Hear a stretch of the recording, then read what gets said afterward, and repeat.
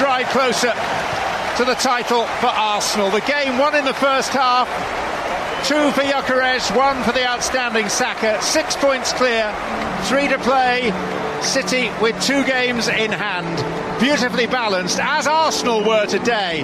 This was like the Gunners of the autumn, rather than the hesitant version that we've seen so far in the spring. Arsenal 3, Fulham 0.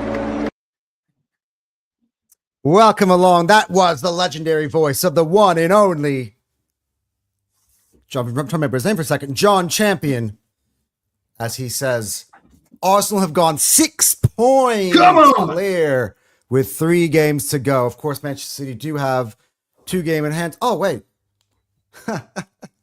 You thought the shades weren't going to be on. You're fucking wrong. Here you go. Let's go. Today was a day that Jake and I, to start off before we talk about the game, have been waiting for a very, very, very long time. Today marked not only goal number 20 for the great man, the great striker himself, but also goal number 21. And if it wasn't for just a last little details at the very end, it should have been the hat trick. Oh, that last shot, my heart was in my chest. We're 3-0 up, and I'm like, please go in. I'm like, oh no. Oh, you know I was waiting. Yeah, how did you respond to that? Like when you were watching that one, I'm like, really, what I thought to myself, I said, not everything's perfect. It's close, but you don't always get the perfect. We are back, baby, as it says at the bottom corner. I don't know if you guys watched The Terrace, but I made a very, very good point, if I should say so myself. What a perfect time, as me and Jake spoke. Was it yesterday or 2 days ago? Upset alert. On Upset Alert, for Arsenal's attack to finally click, for us to gain momentum. Everything that me and Jake said in the lead up to this game came into fruition today, with the exception of the fact that I said that Fulham would get 1, and Arsenal bettered that and got 3 without conceding. Arsenal, absolutely back to our splendid best. Pep Guardiola at home, by the way. Hand of Arsenal is basically confirmed in the news. A few things I want to get throughout the show. I saw that. Pep Guardiola has got 5 games left to go, or 6, I guess, as Manchester City manager. Because at the end of the season, he is stepping aside, and Enzo Maresca will become the manager of Manchester City. So this is a big moment. Pep is sitting there at home today watching Arsenal go 3-0 up. And he's like this. He's probably got the phone out in his head again. Lines in his head again. Because you know what that means now? Not only do they need to win 2 games in a row, they need to make a goal difference of 4 or 5 plus now to go in front of Arsenal again. They're once again chasing us. And Monday becomes a monumental day for them. Not for us, because we have a Burnley game to come up at home. As long as not that it matters, but we're also ahead of them on goals scored now. So we're actually but two games to them play though. Right. But also we are ahead in every category. Right. So they need not that it matters, but they're chasing again. But that's the point. I was just getting off of backstage with Terry. Arsenal can go, if let's say we go 6-0 home Burnley, our last game of the season, that could put it out of reach. As long as Arsenal win their game, all their games. Terry said it, and I agree. I second it. We win next week against West Ham away from home, which, by the way, look, for all of us wanting to see Spurs get relegated, today wasn't a great day. Brentford was fantastic. You got to give Brentford have momentum heading into the Etihad next week, and West Ham have lost momentum heading into the Emirates. I mean, not Emirates. Well, heading to playing Arsenal next week. So If we beat it's West all Ham looking up. away from home, which by the way, we have done so in the last 2 seasons emphatically, then for all intents and purposes, Arsenal should be the champions because we will be playing a Burnley team that, by the way, got smoked by Leeds again. So that shows you where they're at the Emirates with a chance for, like you saw how we did it to Fulham today, right? Imagine Burnley. So, and then the last game of the season, Crystal Palace, I believe, will be Conference League champions heading into that game. Will not just be on the beach, but will be hungover and drunk. As well they should be. As well they should be. So, by the way, and also another thing for Crystal Palace fans is they love Eberechi Eze. They're not going to deny him a chance to be a champion. I'll tell you that for that much. I do have a couple friends who are Crystal Palace fans, and they've said, we actually want to see you guys win the league because Eze is one of our club's greatest legend, if not their club's greatest legend in terms of in the modern era. To see him lift the Premier League title is not something that they're going to be wanting to try to deny or cheer against. So just like Fulham today, where, by the way, prayers up for ESR because I didn't love seeing that, honestly. He's still our boy, regardless if he's a Fulham player. That was hard, but that's how Crystal Palace feel about Eze, right? I mean, I guess in the reverse because we sent him away from a contender and they've sent him to a contender, but you get the point. So we beat West Ham. By the way, Declan Rice is West Ham, former. After what potentially we can do on Tuesday, and yeah, I brought it here. I'm gonna wait. I gotta take the camera off so everyone can see what I got. You're bringing that out already? You're not gonna wait till the end of the show to bring that out? Wait, I'm just gonna remove the visual sex for a second. I am shipping this to England with my brother to be literally to be thrown from the stands at the Emirates Stadium on Tuesday. Bought it with my own money. I know it's not that expensive, really. Depends on where you're at. Yeah. Yeah.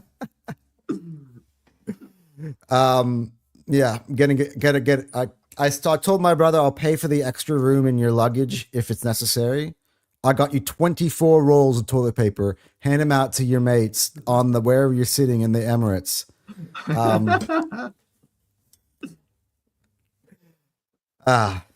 Today is a good day. Let's run through the highlights, and I want to hear Jake's. Actually, we'll go through each moment. Sure. So Arsenal, like last week, this week. But I thought I want to start out actually with this. Jake said in his pregame, after North London Forever, I want to see you guys up and in the crowd and pumped for the next 20 minutes at least. Well, did they just only do it for 20 minutes? We did it for 94 minutes. Big up. It was amazing. No, that was amazing. Emirates crowd. That was amazing for sure. But it's a give and take. And when Arsenal does this in the opening 9 minutes, just like we did last week, there's no reason for us to be frowning. Saka right across the face for GYOKERES to caress it in. Wonderful wing play by the returning Bukayo Saka. Laid it on a polished plate for Victor GYOKERES. That is My a prediction. Prop bets came true 9 minutes. That is a into the prediction game. that I've been waiting to click this button on for quite some time. And yes, I see all the comments in the chat will be there. I said when everybody doubted GYOKERES would hit break 20, and I was like, no. Fuck that. Victor GYOKERES is at least getting 20. Where Anton was right. Yes. Yeah. Beautiful stuff. I've been waiting for today for so fucking long. And here's a stat. And I said it on the terrace. For all the Arteta inners, and I know it's you, who back Havertz because, let's be honest, Arteta loves Havertz, so you guys love Havertz, and I get it. But all the fucking bullshit that I've had to hear on social media, you've been been using all your little social media Elon Musk tools to try to get this shitty message out everywhere about Havertz being the best striker at Arsenal and blah, blah, blah. And Gyökeres is a flop and touching every Gyökeres is bad touch. Here's a stat for you. And I know we goes even beyond, but Victor Gyökeres becomes the first MIKEL ARTETA coached player at Arsenal Football Club to break the 20-goal barrier in Mikel Arteta's reign as Arsenal manager for a season. Yeah, I guess if Arteta can't coach the striker, bring in the striker that scores 100 goals. I don't know why. Like, I want to hear them. Where are the haters at? Where you at? I don't. It's crickets. It's the crickets out there because everybody. Oh, Arteta can't coach an attacking player. Well, let's go buy an attacking player and look what he's done. I told you, Anton told you, this man was brought in to win us trophies, to win the Champions League, to get the goals that we weren't getting. Because last season, we don't score enough tap-ins. We don't score enough, box-in-the-box type goals. It's always has to be this intricate 74 passes, pass into the goal. Classic Arsenal. Dude, your faith has been rewarded, my friend. The faith has been rewarded because he showed up and then some today, baby.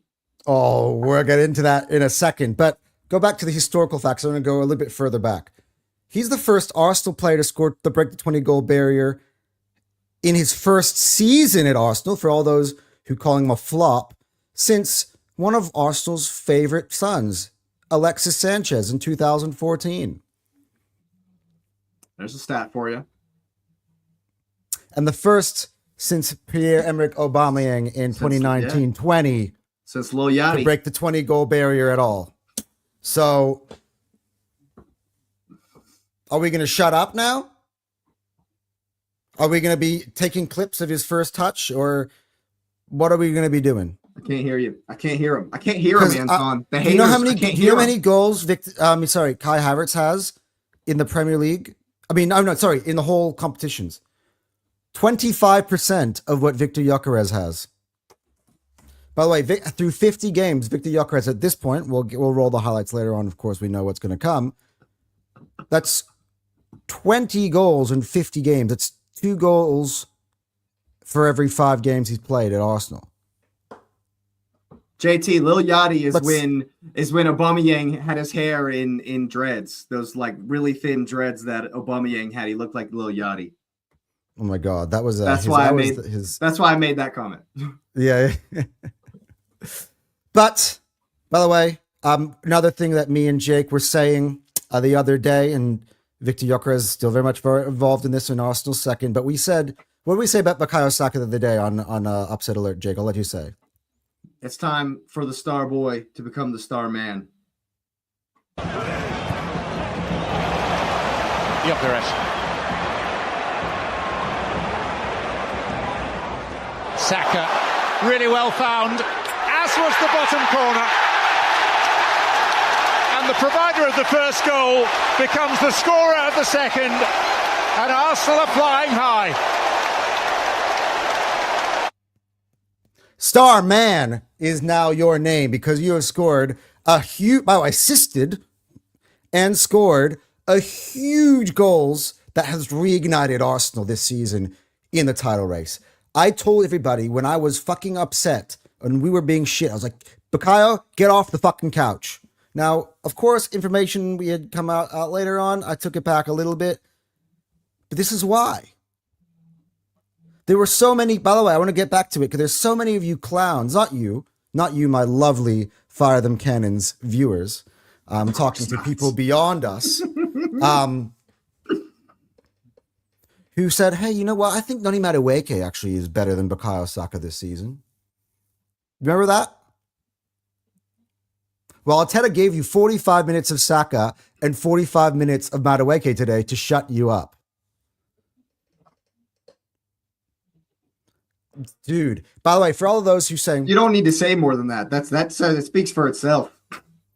I mean, for all the people who are saying, hey, Arsenal doesn't have a world-class attacker, a world-class attacker has come back from injury today and started and shown you exactly what he brings. And he came back with a newfound chemistry with Victor Gyökeres.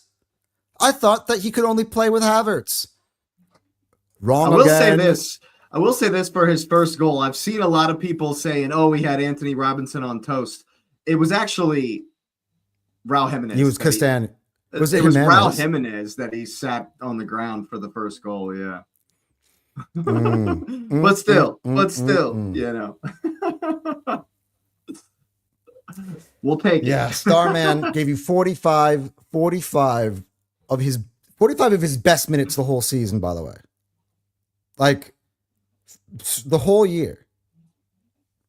And by the way, the first Saka corner almost goes in. Gabriel had a head to it. He had literally beaten Leno to the ball there. So you can already see the influence that he makes from the dead balls that has been missing the whole time. By the way, quick shout out to Ricardo Calafiori, who, despite being slightly offside, was very, very cool in his header. And I thought for a second there that hit the put bar Arsenal too. Great game. Yeah. Great game. By the way, another one. Haven't seen him for a very long time. Comes in, he gives you 90 quality minutes. I was actually thinking that he was one of the players out of subbed off, but the more the game went on, I'm like, nah, he'll be fine. He'll be fine. I actually want to replace Ben White from the other side. So I'll keep Calafiori the whole time. I like Leandro Trossard, and now this leads us to Arsenal goal numero tres. Man, I gave up on you, my friend. I haven't seen you play a good football game since Aston Villa on New Year's Eve. Welcome to 2026, Leandro Trossard. And he was hungry today, but unlike the other night, he was a provider. By the way, for the Calafiori one, which was rubbed off, but also for the cherry on top of the cake, which was the 21st goal for Victor Gyökeres this season. Dodgy. Rescued by Gabriel. Trossard. Final attack of the first half. Trossard goes again. Gyökeres. 3-0 Arsenal. And an outpouring, not just of appreciation, but of relief. Because the Gunners fans must feel like they've got their old Arsenal back. Indeed. Do you notice, by the way, what I have in the overlay here? That is not a typo. That I've used the name of my podcast for it this time, because the cannons were indeed firing today, right before we play a Champions League semifinal. Victor Gyökeres has not just met, but surpassed the 20-goal barrier. It's a 21st today. Actually, I just was at my brother's 30th last night, which is why I'm on 2 hours sleep. I'm on my 4th cup of coffee, and then I had this game. Legend. But it was Victor Gyökeres' 21st. So, congratulations. By the way, I'm going to request a lyrical change to the Victor Gyökeres song, because he's back with his girlfriend, and he's got that Sporting Lisbon swagger back as well. That's gotta be it. That has to be it. Hey, we've all been there. We understand. So, whoever is in charge of the lyrics at Arsenal, I like the song. I like the push it as the music.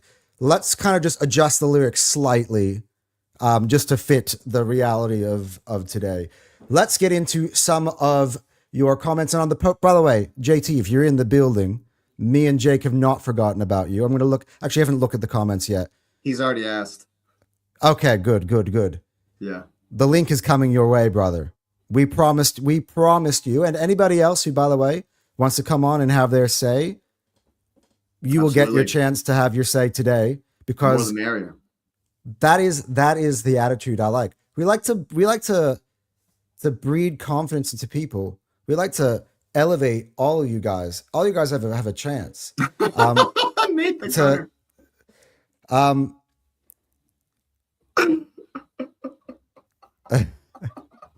Let's get into that. I'm by the way, I'm very, very happy about today is, and we are going to bring up Miles Lewis Skelly, which I'm sure Mookie has brought up. We must. Yeah. So we got so much to get into, but I don't want to take, knowing that I'm going to give JT his YouTube debut today, I'm not going to take all the points. right? So we've run through the highlights. By the way, we all know what happened in the second half. Arsenal switched Saka on from Madueke. We basically rested everybody for Tuesday because we are ready to go. Rice, finally. Declan finally gets to rest. What did we say? What did we both say before the game? Why don't we try getting up 3-0 in the first half and resting every... Imagine that. Arteta finally listened to you, Anton. You finally got through to Mikel. I mean... You finally got through to him. I don't know what you've done, but you got to keep doing it. By the way, my alternate to the death squad, when we picked the team, was that not today's team? Absolutely was. Absolutely was. Barring Odegaard and Timber, there it was. And please, Martin, please be back.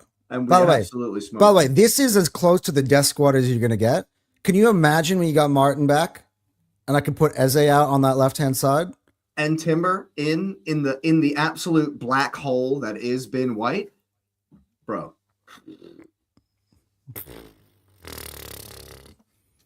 This is the Arsenal that I've been telling everybody. I want to see it. I'm ready. They couldn't have picked a better time to, I think, be healthy for the most part. I mean, it's really... I mean, Kai, I don't count. I'm sorry. No disrespect. No, like, we've won us some important games. I'm not going to lie. Like, the Sporting goal was huge. The Leverkusen goal was huge from the penalty spot. The Chelsea goal to put us in the cup final was huge, but in retrospect meant nothing because we didn't win it. Look, you're a great bench player. Harsh. That's harsh. No. What do those three things have in common? They didn't get us anywhere. They didn't get us. He didn't start any of those games. Oh, he didn't start any of them. Okay, sure. But for me, man, Kai, you being healthy just confuses my manager, and I'd prefer not to have that issue. So you can sit this one out. You can sit the next how many we have now? 5 out. I'm good. Yeah, because we have a striker who is actually, I'm going to say it now. I'm going to double down. He's going to go beyond 25 goals now. I mean, what? He only needs 4 more. He only needs 4 more. And we got Burnley to come. We got Burnley to come. Oh, should have been on 22. My God, if he only hits it with his right rather than his left, he was on 22. Yeah, he ran around the ball. Why'd you run around the ball? I get what you're trying to do, but yeah, you can't. All right, let's get. You can't say too much against him today. Let's get to the comments. JT coming in hot with a "Come on, you Gooners." Ruku goes, "Yeah, I'm here." That's a hellish. Hellish baby. April is open. It's Thank May. You. We made it to May, guys. Fuck yes. Bro, before I say anything, Saliba really played at an insane level. Definitely the best center back in the world. Big ups, I agree. Hats off. Really I did. Saliba, man. Nah, Anton, your Gyökeres support this whole season is on point, can't lie. I have doubted him a lot and still do, but today I saw some promising things. He was drifting into the channels. He got his girl back. Dude, let's be honest. He's got his mojo back. Like today was peak Sporting Lisbon, Victor Gyökeres in all ways possible. Has he scored a header before for us? I remember in the preseason for sure. Oh yeah, that's another one. Yeah, goal. Victor can't score with his head. Boom. There you go. Winning his aerial duels and also showing massive improvement on anticipation and positioning. Just brilliant, Gyökeres. Well, that's what happens. And by the way, Trossard had to wake up a little bit because when he is awoken, he's also a baller. That's why my point I've been saying the whole year. Put ballers around him, put him in positions. It's easy. Saka loses Jimenez and puts it across. There you go, goal. That's as simple as it is. Take the pressure off of him, and he can do all of the above. Aerial duels, combination play. You saw the pass for Saka's goal. He does it all. People just didn't understand. JT, yes, you will be hopping on, and I will be giving you the link shortly after I just read through the comments. Anton, I told you about MLS. He's special. He definitely shouldn't be sold, and I expect him to start against Burnley. Right, 100%. Guys. For every one of the ones I played before, there are one of these. Where Anton was wrong. Hey, at least you got the balls to admit it. You got the stones to put that one up. I was wrong. I'm sorry. I'm sorry, Miles. All right. But I did say, I was very specific that it was because of left back, right? I was like, I just don't know if Arteta's ever going to actually do it, pull the trigger and play him in. And Jake came after me in the pregame show, and sorry, not the pregame show, in the upset alert. And you said, no, Anton, he's just not going to do it. He's just not going to do it. And I'm sorry. Well, I said, at left back. No. I said in midfield. Remember, I said I had him in my starting 11. You're like, no. I didn't think Arteta would do it. You're right. I didn't think he would. I was surprised by that. Happily so. Yeah, Jake, JT, and he'll be here soon. I'll be sending you the link. And by the way, anybody else is in here? Buki, Nate. You know, if you guys want to, I'll send the link in the group in the chat. If anybody wants to come in and have their say and how they feel right now, by all means, open season, guys. Honestly, we're breeding the next generation of YouTubers right here on Fathom Cannon. So, Terry, you're welcome. I had high hopes for ESR. I think he got really unlucky for us. I know. And dude, I gotta say, he almost scored, right? That'd be gross. And I know, and I'm like, can you imagine if he gave Man City one goal back and goal difference of all people? But then when I saw him pull up injured, man, I gotta say, I was sad because I still have love for the player. You know what I mean? Like, a lot of people forget he was the leading goal scorer in COVID for us. A lot of people forget that. I know. That COVID season, he had the most Premier League goals for Arsenal during COVID. Dude, you should have seen some of the wild goals he scored when he was in the academy. Did you see it in the Amazon documentary? They were showing some of those goals. The wicked one that curls are. Oh, dude, yeah. Yeah, I know what you're talking about. Yeah. Miles and Deck felt more secure than Deck and Zubimendi.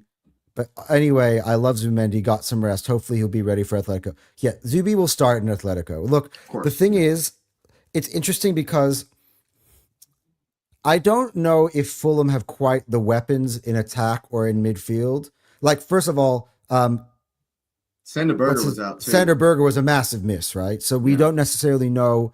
Like, does some of those Koke exploit, for instance, maybe a Miles with Skelly? We don't know. I'm not taking that risk in our biggest game. I'm gonna go with Miles. I'm gonna go with Zubimendi on Tuesday. But I love how he kind of got time off, and then I like that he switched out and finally got Rice some time off. And by the way, when Zubimendi come on, he was winning the ball, he was platforming Dauman at times. He was doing Declan Rice things. Yeah, so it was good. Atletico Madrid. I think that was not what I put up. Brother, just make him buy it in London. Nah, I'm just trying to help you guys out. Right now, I'm trying to contribute. I want to contribute to the atmosphere at the Emirates as much as I can, all the way from Australia, right? So, my brother buying him in London doesn't contribute the way I want. Australia's economy. Yeah, exactly. That too, right? Tom, that's shameless. But honestly, that lineup was perfect, barring Ben White, even though he was decent and building match fitness. But that team was simply working. Look, I will say, Ben White had some shocking moments, like when he fell over. What was it? Like that thing he was doing in the first half where he fell over and lost his, I don't know. That was bizarre. And their only joy came down that side. Their only joy came down that side. As I said to Jake when we were talking privately, I was like, but he did fulfill his role, which was helping Bukayo Saka have a partner that he's familiar with on that side, helping with the link play. Going forward, this was Ben White's best performance since Timber's been out. But we know that's what we get from Ben White. He knows how to do the overlap. He knows how to get this shape. He knows how to get. We haven't even been getting it though in these other games though. So at least you got that, right? So I still don't think he should start Tuesday. Love this one. Comment of the day where Anton was definitely right. Boom, boom, rookie. I was almost going, GYOKERES should move back to left wing like he was in St. Pauli and early Coventry. to at least get him as an inside forward and Havertz up top. But today he showed some great striker play. You lost me at and Havertz up top, Rookie. That was I checked out, like I gapped it for a second. I'm like, I heard the name Havertz. I'm like, what did he was making a point, and then he said Havertz. I'm like, no. No. Death Squad. Let's not overcomplicate things, guys. Seriously. If you're going to trust me on all the things I've gotten right so far, trust me on this one. Right? Death Squad. That's what you want. When they're fit, there's nothing else you want. I'm not experimenting with Martinelli. I'm not Death Squad, right? Come on. And by the way, that will be emphatic right the minute it actually ever fucking happens. And I hope it's Atletico Madrid and it books us a trip to the final. And then it gets us a win against West Ham. That's when I'll be like, if it happens, told you. Yeah. Definitely not a flop. He is. And 21 goals. I definitely want to see him next season. Well, hey, Indy Kyla had him sold on Monday. Jesus. Wow. People doing too much out here. Many people jumped on that? Oh, yeah. Even I was on the Dan and Anton show. Dan was like, oh, yeah, amazing. I'm like, that's ridiculous. That is the most ridiculous thing I've heard from the Gyökeres hate people. This is where Arteta inners. See, I told you I'm neither, right? I'll talk outers and I'll talk inners. This is where Arteta inners need to just get on board, right? The whole thing was, I know what it is about because, I'm a man who builds arguments. It was, Arteta has never been able to get a striker to perform properly at Arsenal. So while Gyökeres was struggling, it was, let's try to take the blame away from Arteta as much as we possibly can and put the blame on Gyökeres and just say, simply, Gyökeres was a flop. He's not good enough. He's not the level of Arsenal, right? A lot of Arteta winners were under the delusion, which I still think the delusion that Arteta wanted Sesko. Well, if Arteta wanted Sesko, he would be here. So that's all I'll say to that. But now that Gyökeres, he's become Arteta's highest ever goal scorer, in a single season, we had to drop it. Sorry. What else do you got? Jake, do you have anywhere where they can go on that one? Because he's gotten a tune out of a striker. I mean, yeah, they're just looking really stupid right about now. They're just looking really, really dumb. I mean, my whole thing with it is that we've tried Havertz, and Havertz has failed. He has not gotten us over the line ever. Havertz is good. He's not shit. Obviously, he's there, and he's getting paid to play. He's not horrible, but he's not good enough. He's not good enough, and that's what we need is good enough. Gyökeres is proving. And if you want to call it slowly, I guess you can call 21 goals and what's he on, like 4 or 5 assists as well. I guess you can call 25 G&A like a slow burn or whatever. Yeah, I don't know. It doesn't compute to me. None of it computes to me. I think he's on fire, and I think that he's been showing all season his qualities. And I think that you cannot understate what Bukayo Saka's influence was today and what it could be going forward in the next few games that are so crucial. And I think that's, like we said, if Star Man starts bringing the stardom to the games, Gyökeres is right there with him. I feel like Saka was watching Elise the other day, and he's like, the minute I get to start, I'm going to shut some fucking people up. Although, big up to Elise, he's been amazing. He's been magnificent. But as Mo said today on the terrace, right?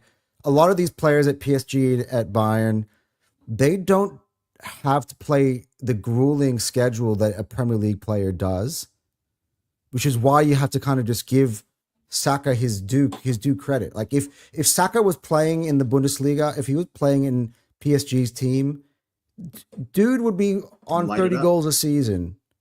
Like he just would. Like 25% of his game time though. Havertz for Are you talking about Havertz? Hey, that's That's another thing in the Gyökeres thing. I always say that, by the way, for people who say, oh, these guys haven't played enough. Availability is the best ability. Reece James is awesome. Reece James. Thank you. That's magnificent player. Magnificent player. Fantastic. When he's fit. And then they were strapping him up with glue and then signed him to a contract, and then he got injured 2 days later. And he's been... That's hilarious. That shit's so funny to me. That's Chelsea. Not that he got injured, yeah, but that Chelsea have egg on their face constantly. Anyway, that's an aside. Yeah. Man of the match for JT. Both assisted each other as well. Rookie goes, but honestly, I love how we didn't play 3-2-5 flat. We literally had real presence in the midfield, 3-1-3-3. Literally felt players were everywhere. Winning the ball was so easy because we were positioned well. Yeah. And by the way, is the 3 because Calafiori is basically just, as always, just vacated his area? It wasn't just him, though. Even the commentators, even Lee Dixon pointed out right at the beginning of the first half that you guys are up 3-0 and Ben White is making the inside channel run through behind. Yeah, I think they were trading places. There were times where Ben would fall into the 3 and Cala would be up there in the attack. And there were times when Cala would fall into the 3 and Ben would be in. When Saka has width. When Saka has width, they choose to do the underlap instead of the overlap. So if Saka's boots are on the touchline and Ben White is trying to make a run, he's not going to run out of bounds to go on. And so many times, Mascara did it too in those last 5 minutes, a couple of times where they made the underlapping run. And Calafiori lives off that run, you know. So it's kind of something that's more common, you know, than the commentators obviously thought. Yeah, that Saka's first assist was great, but earlier in the season, he did try those crosses and Gyökeres didn't get to them, but that alone should tell you how much Gyökeres has improved. They're gelling. Yeah, but there are also times where he absolutely refused to pass to him when he was making great runs as well. So I think, again, both things can be true at all times. They are. Both of them are. Yeah. Yeah, Ben White is building some fitness. He seems to be a bit slow, not refined technically yet, but I'm sure he can be back. I hope. He just doesn't get close. He just does not get close enough. It really gives me anxiety every time Ben White is one-on-one. He just never, ever, it doesn't matter if it's Lookman, doesn't matter if it's Elise, doesn't matter if I'm on the left wing against Ben White. He gives the forward way too much space. And yes, I understand why, because he's afraid to get burned and beat in behind. But what that does is it allows the crosses to rain in. Chukwueze figured it out early on. And as soon as he had space, he was trying to whip balls in. And that is how we concede most of our goals this season, is when the ball comes in off a cross that we should have blocked and it causes chaos. Yep. Bang on. Bang on. Trossard was also able to match the floor the team was playing. Yeah, spot on as well. Heaven forbid we win the league on goal difference or goals scored after all the pundits and FT guests, Football Terrace guests, I gotcha, saying that we can't attack and are so boring. Yeah, well, we said it in the preview the other day, right? Most of the people who are saying that are fans of Chelsea Football Club who are trying to overcompensate for the fact that their team hasn't scored a Premier League goal in 5 games. That makes me so happy. So, Dawn, I'm looking at you. You were watching you and Staffy have just literally waffle on for an hour and a half on Friday. I actually watched Fridays. I watched that on Friday, yeah. and literally, it was literally that was literally right after me and Jake got off the air, right? Yeah. And I'm literally there's my point later. exactly. Yeah. Chelsea fans are literally just trying to deflect from their own absolute shit form. Don's a unicorn, though. Don is he's special. The cans had to be emptied downstairs before they could empty them on the field. Absolutely. Absolutely. That's epic. Can't wait to have JT on. Hopefully epic. You are just as good behind the mic as you are behind the keyboard. There is not enough internet for the dickhead I would become. Same.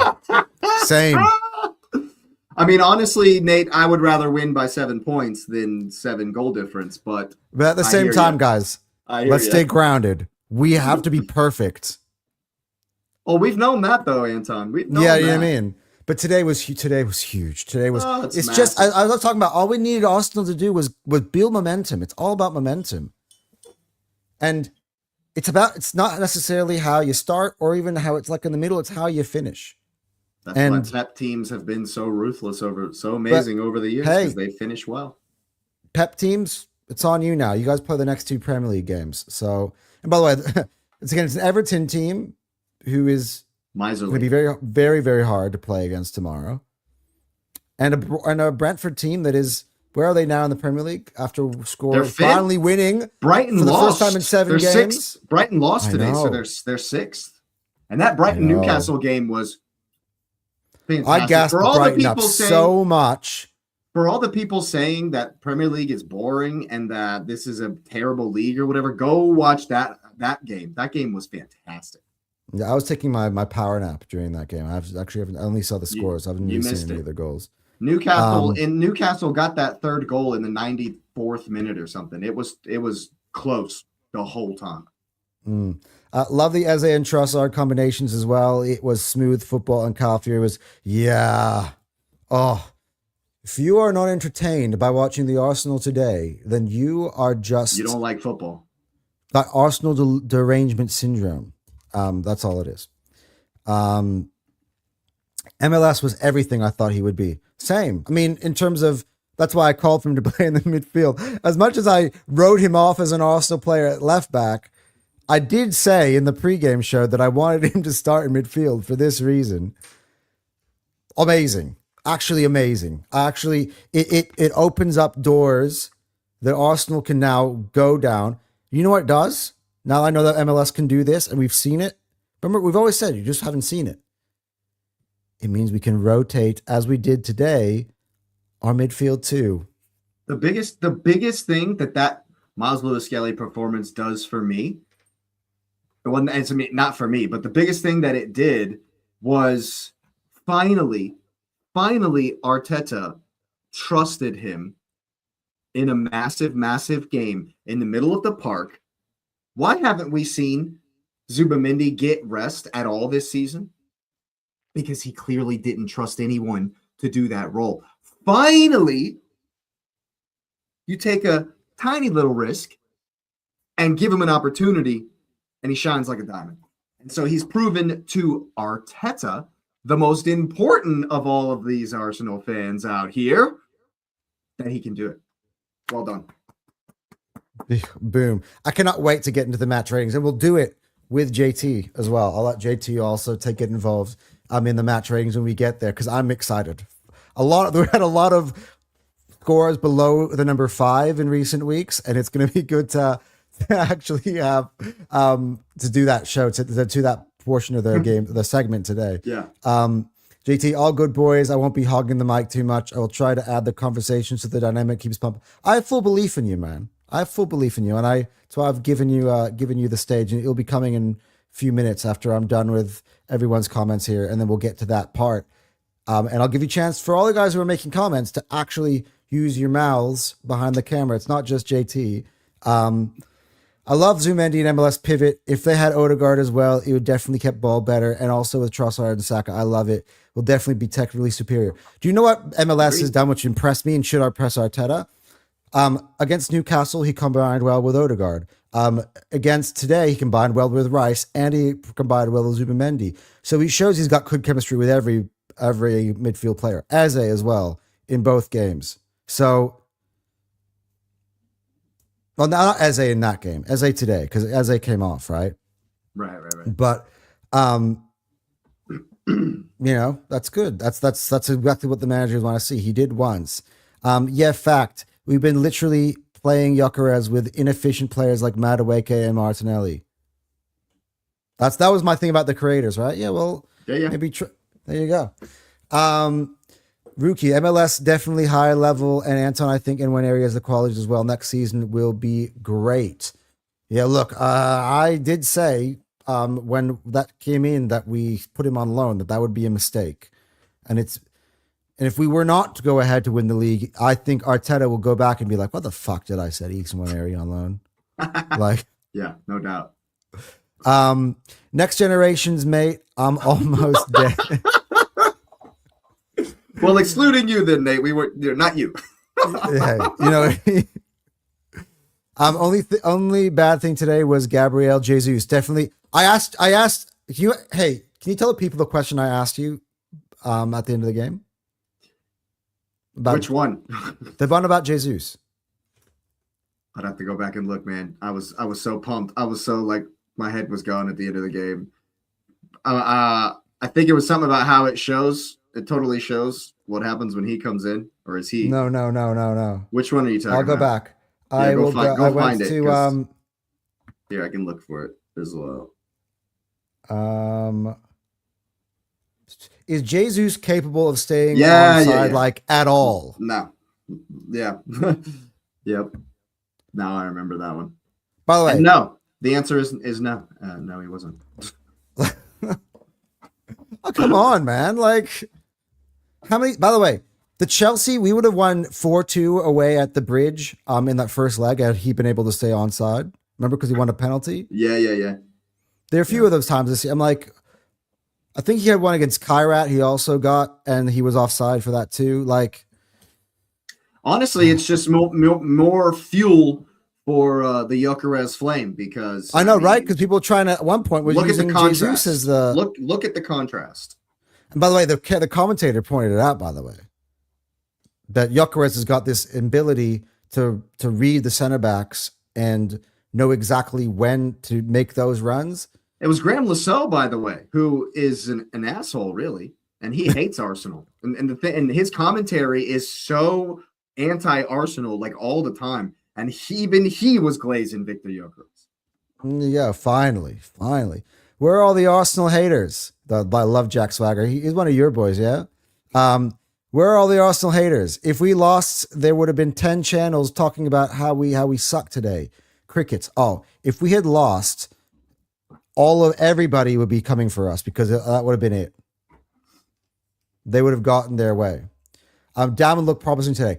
One thing on Damon, though, is I would like him to pass the ball a little bit more when he gets the ball. Because sometimes he's still young. So, yeah. You can still blame that on him being 16 years old, that he holds onto the ball a little bit too much. We all did that when we were young and confident, as the Peter Drury was saying.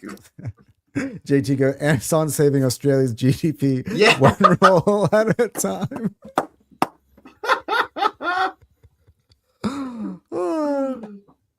Ben White should be a defensive midfielder, but he's too dangerous in defense. Ooh, yikes, Jack.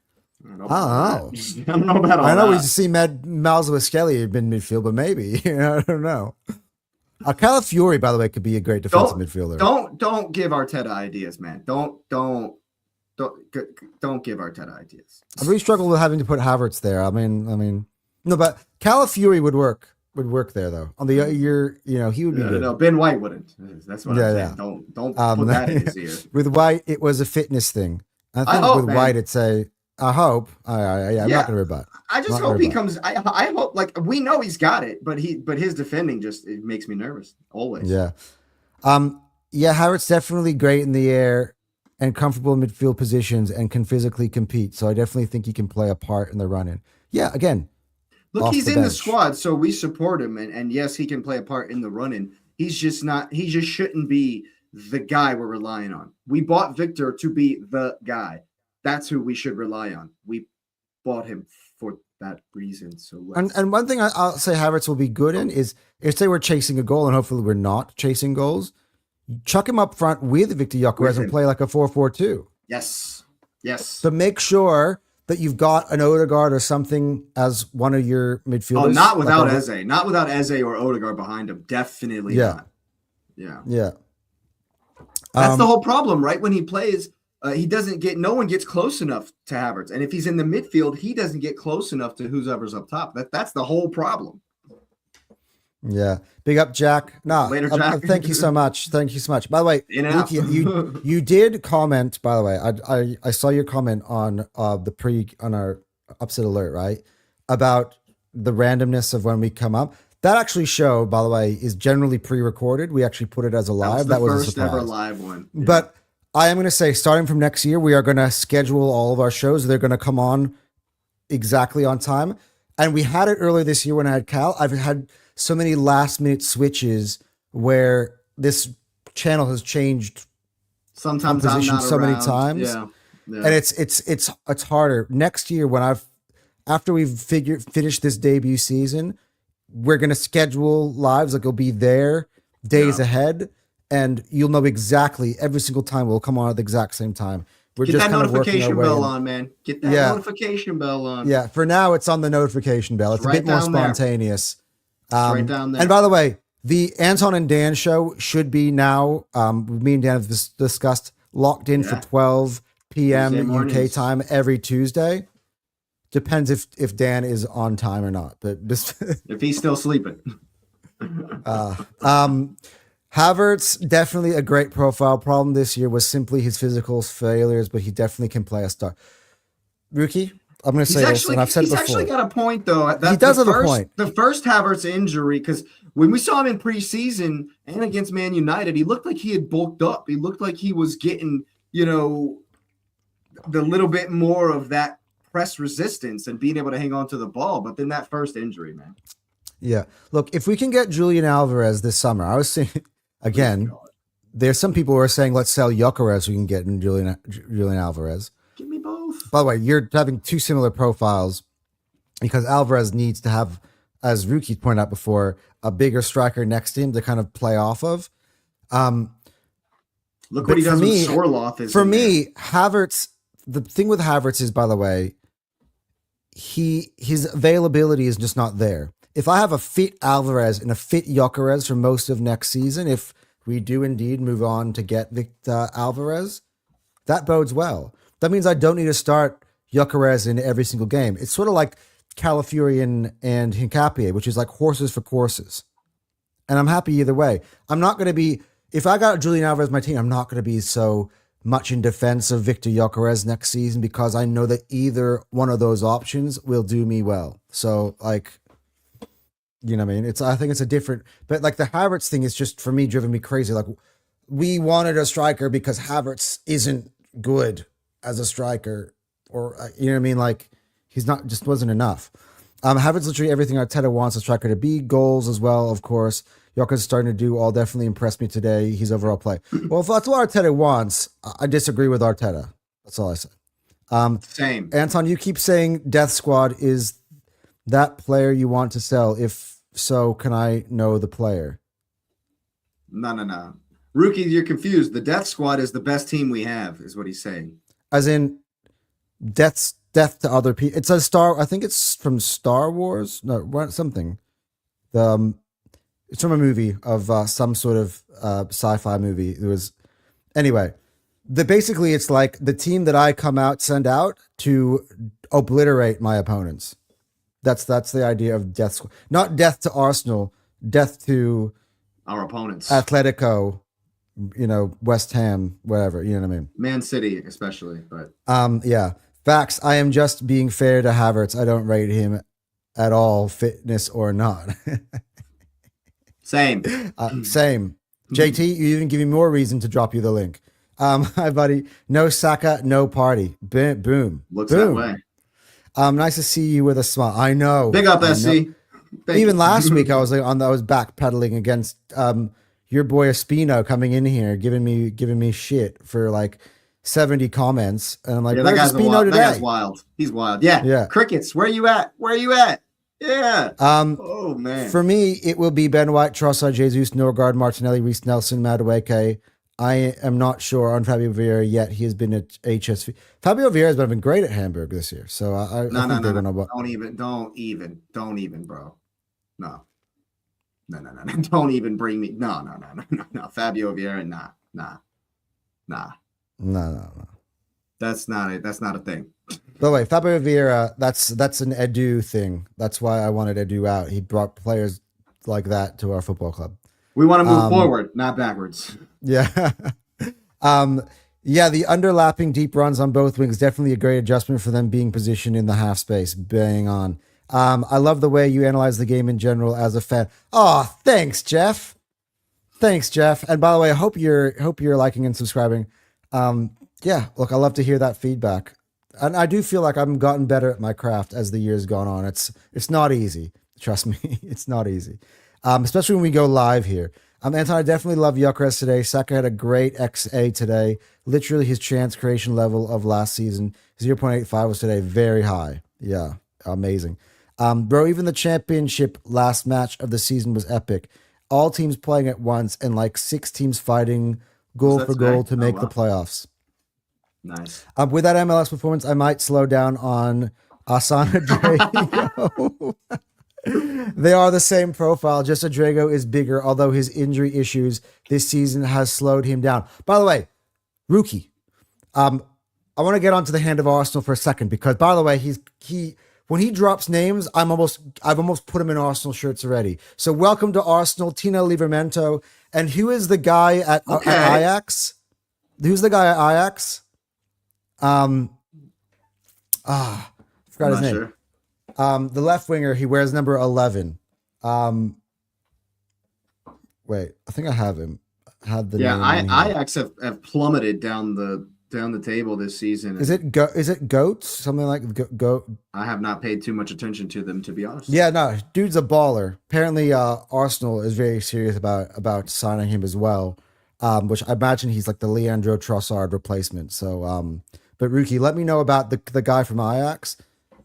By the way, Tino Livramento, Ben White out, Tino Livramento in. Sounds like music to my ears. I'm fine with that. Yes. 100%.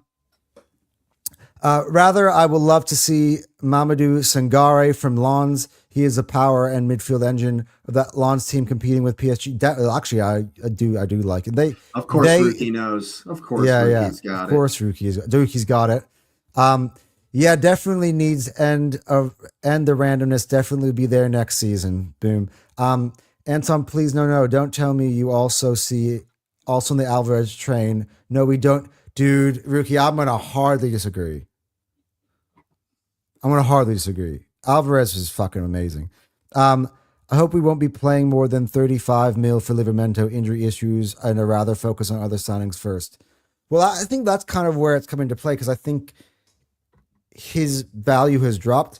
Mike Götze. Yeah, can you give me the scouting report, Rookie, on Mike Götze? And I do have my French scout to be coming on when we doing the World Cup, and we're gonna break down kind of a lot of these players, especially as we get into the transfer summer, because he literally is still a scout for PSG and for Lyon. What? I just remembered. Doesn't the USA play against Australia? Maybe. I think. Ooh. Let me look this up. I think we do, man. I think we might have to do it. We might have to do a watch along. All right, guys. Link. I'm going to copy and paste it in the chat. Hey, Mookie, come on and tell me why. I posted the StreamYard link in the chat now. This is the poor period of the show where you guys can come on. I know that JT has been itching to make his debut. And I made a promise to him when he was in the live chat the other day that he would come in if it was in fact an Arsenal win. Shades are off now because honestly, it's very weird looking at a screen with my glasses on. Although it helps me with the light. But bro, June 19th, the second group stage game, USA versus Australia. We might have to do a should be a stink fest.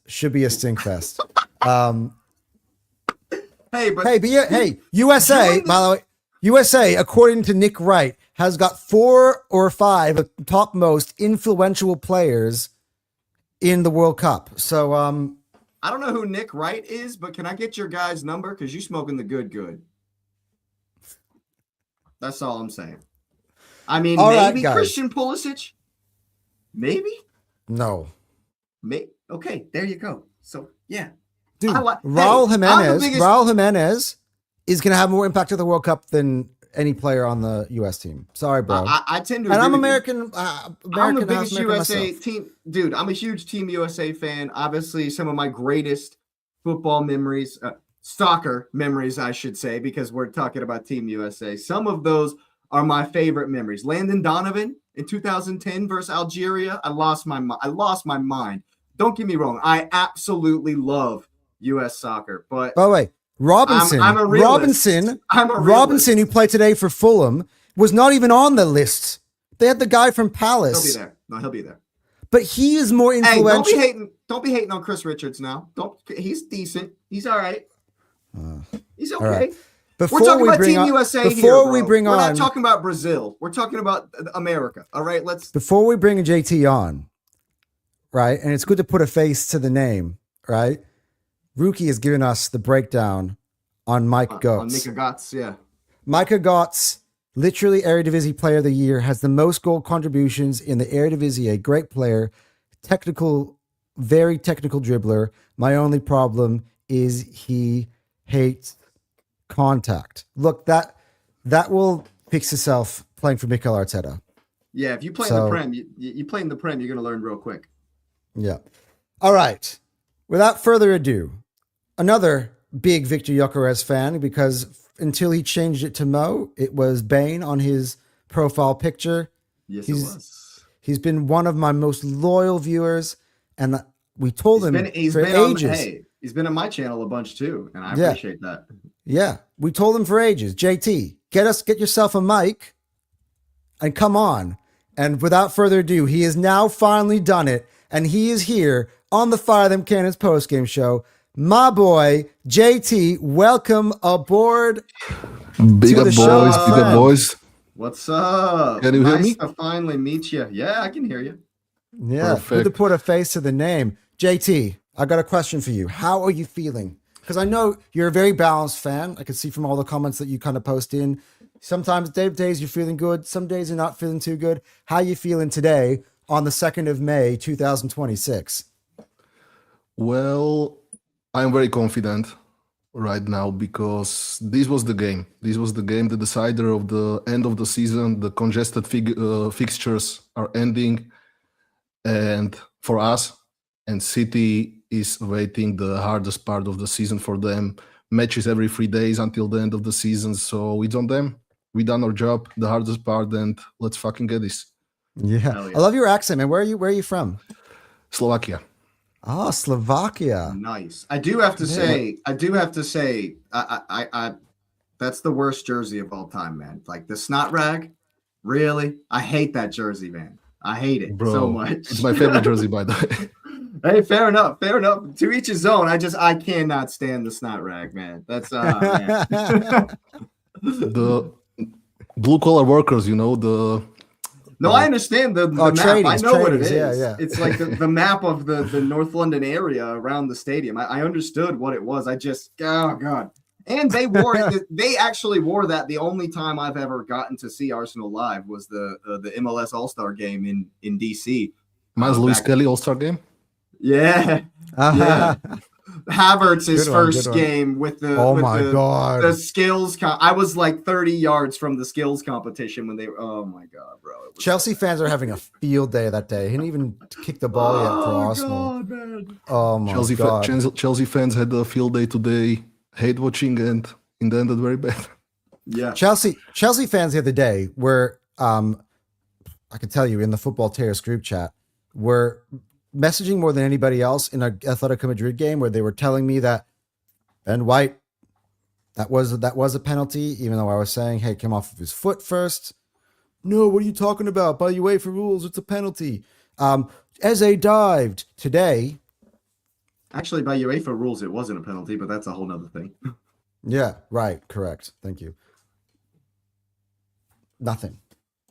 Because now Arsenal have entertained everybody. And they still haven't scored in 5 games. And I've already put in my predictions that it will be 6. So let's wait Monday, Chelsea, it's on you. We'll be watching and I will be saying what I see. And if I see you guys play well, I'll say it.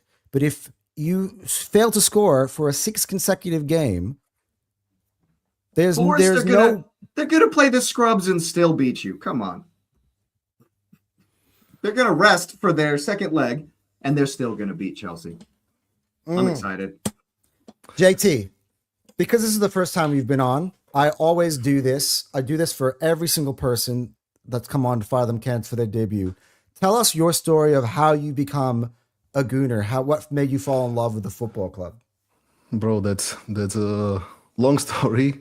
Long story short, it was my father was a big football fan, but he was actually a Liverpool fan, and it was like maybe 2000, 2001. He brought me a jersey, but he was so fucking disappointed. He's from Nigeria, and the only jersey that was available, of course, a counterfeit, but it was an Arsenal jersey, so he didn't want to come back with empty hands, so he brought me an Arsenal jersey.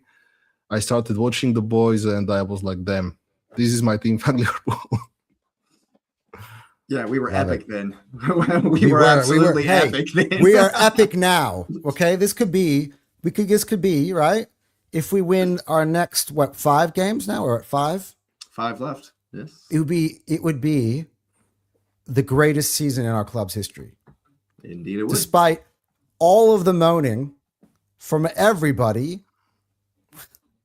Look, it was never going to be easy, man. They were never going to lay down. It was always going to be nervy. It was always going to be like this. But like you said at the beginning of the show, Anton, to have the noise in that stadium be like that the whole time.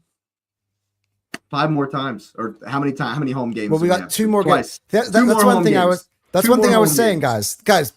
I said this on the terrace at the very end. I don't know if you heard me.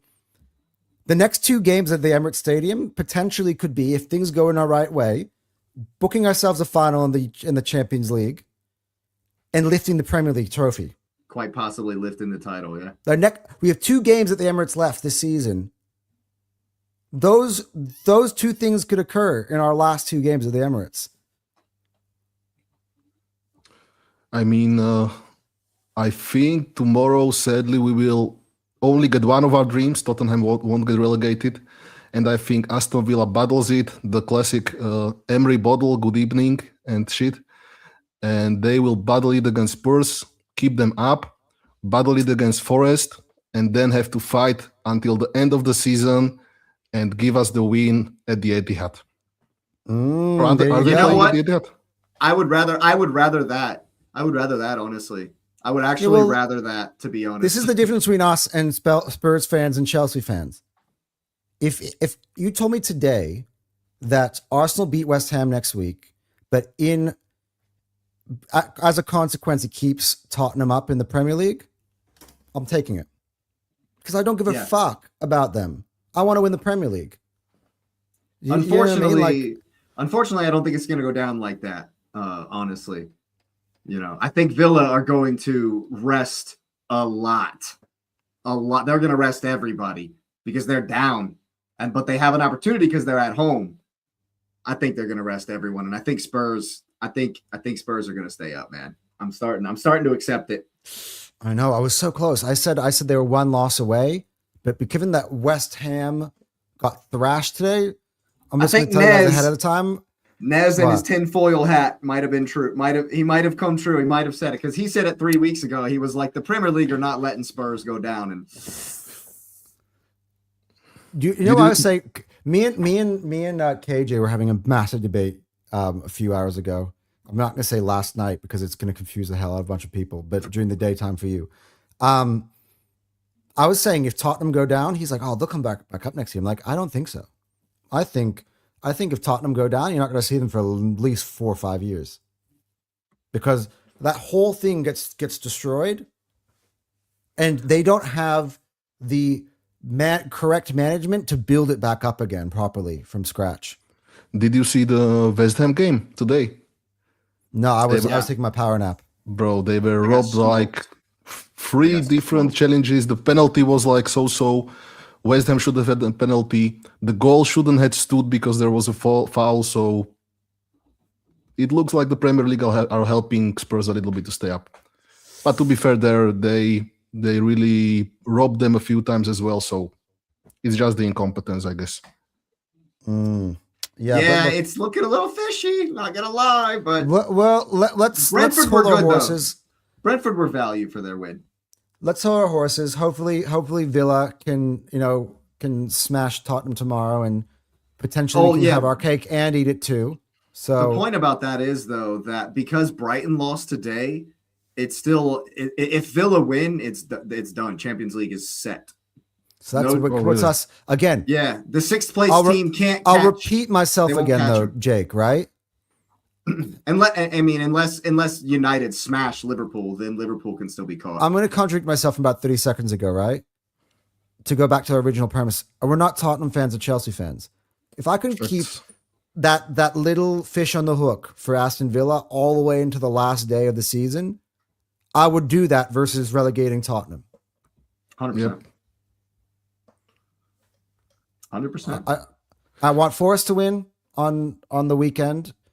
And also on Thursday, because that knocks them out, which means that they can't qualify that way.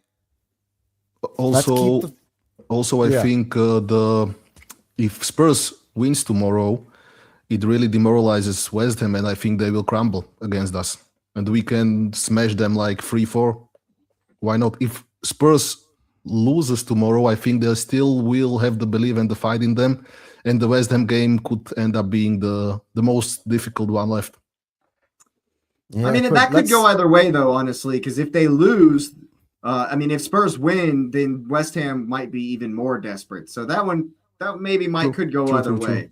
It could go either way on that one. It could be, but I think what you saw today, maybe today wasn't a great example because as Jake has been telling everybody for the last month, the ultimate on the beach team is Fulham, and they literally put that on display for you today. So with a West Ham team that they're still going to leave spaces behind. Look, West Ham would be in the relegation zone potentially if Tottenham get anything. Brentford were all over. Brentford were all over them. So if we play like we did today, we'll smash them too. Yeah, we just need to keep the form. Finally, we clicked after so many games, 2 months or so. That was like kind of sus. But finally it clicked. Saka's best game this season. Saka has his best game this season. His best game this season. As well, yeah. So I was saying, the bad form, everybody, we're all like losing our minds, right? And there's no way, we've bottled it. One thing that's really good is the bottling. That's why I highlighted Newcastle, and I was like, I'm not going to be predicting any trophy wins until I see what we look like against Newcastle. Now, that was also a bit of a horse shit performance, but we won. But it wasn't until Atletico Madrid where I'm like, I see something. I was critical very much of Arteta, and I thought if we will continue the bad form, but kind of go over the line just barely, I wouldn't have the trust. But now I think this little blip or the struggle we had, it really unlocked it could unlock something in him and actually see, okay, the game style or the play style I had the whole season worked, but it doesn't work for everything. What we need right now. Yeah, exactly. And he maybe finally will see, okay, it can't be just defense first, but it has to be a combination. And now I have a bigger trust. If he can continue with this style of football, of course, I will have a bigger trust in him to actually adapt for what we need, depending on if we need to be more defensive, more offensive. So hopefully we win it. And I guess Arteta will stay no matter what if we win the league. And hopefully he will learn from it, and we can throw the Arteta out in bullshit debate out of the window finally. Well, I want to take this take on it, because we've basically said today, because Hand of Arsenal for me is like the GOAT. When he talks, he doesn't just talk he's not Indy Kyla, right? And today he basically, I saw on his Instagram post, I saw on his Twitter, he basically saying that, hey, Pep's gone. I saw that Enzo post, is in. Right? Mm-hmm. I think that changes the Arteta out debate, because if he's going, Man City are now in transition. That means all of our rivals are in transition. Why would we go into transition too? I want to ask both of you guys this question though. Oh, this Does is the Pep brutal. news change the Arteta stance? Because it has for me. I didn't Not for see. me. I didn't. All right, Jake, you elaborate on that. Not for me, man. I get it. I understand completely where you're coming from. Mikel Arteta has not won essentially because he's been up against arguably the GOAT of managers, one of the greatest ever. We'll say one of, and we won't get into that. But so I understand him leaving, and if we keep our project together, but I just, man, that's so tough. That's so tough. I don't know. God, it's so tough to say because he just hasn't done it. He just hasn't, we haven't done it no matter who the opponent's been. I just don't set as much store by the fact that it's I don't give him any grace for not winning because it's Pep. So I feel like I can't then say, oh, well, because Pep's not there, we're for sure going to win. You know what I mean? It's like an incongruent argument in my mind, so I don't give him it's not an excuse for me that he's up against one of the greatest ever. That I still think Arteta should have won already. So it can't be the other way for me, I have to agree. I have to agree with Jake. And for me, we shouldn't be looking around us. We should be looking at our team and what the trajectory is going forward. So that's why I said what I said. And it should be, if we were better than the last year, or if we're the best that we can be, and if we can maintain it, or if we can keep growing, if the ideas aren't as fresh anymore, if it doesn't work, it doesn't matter if there is Pep, if there is anyone else.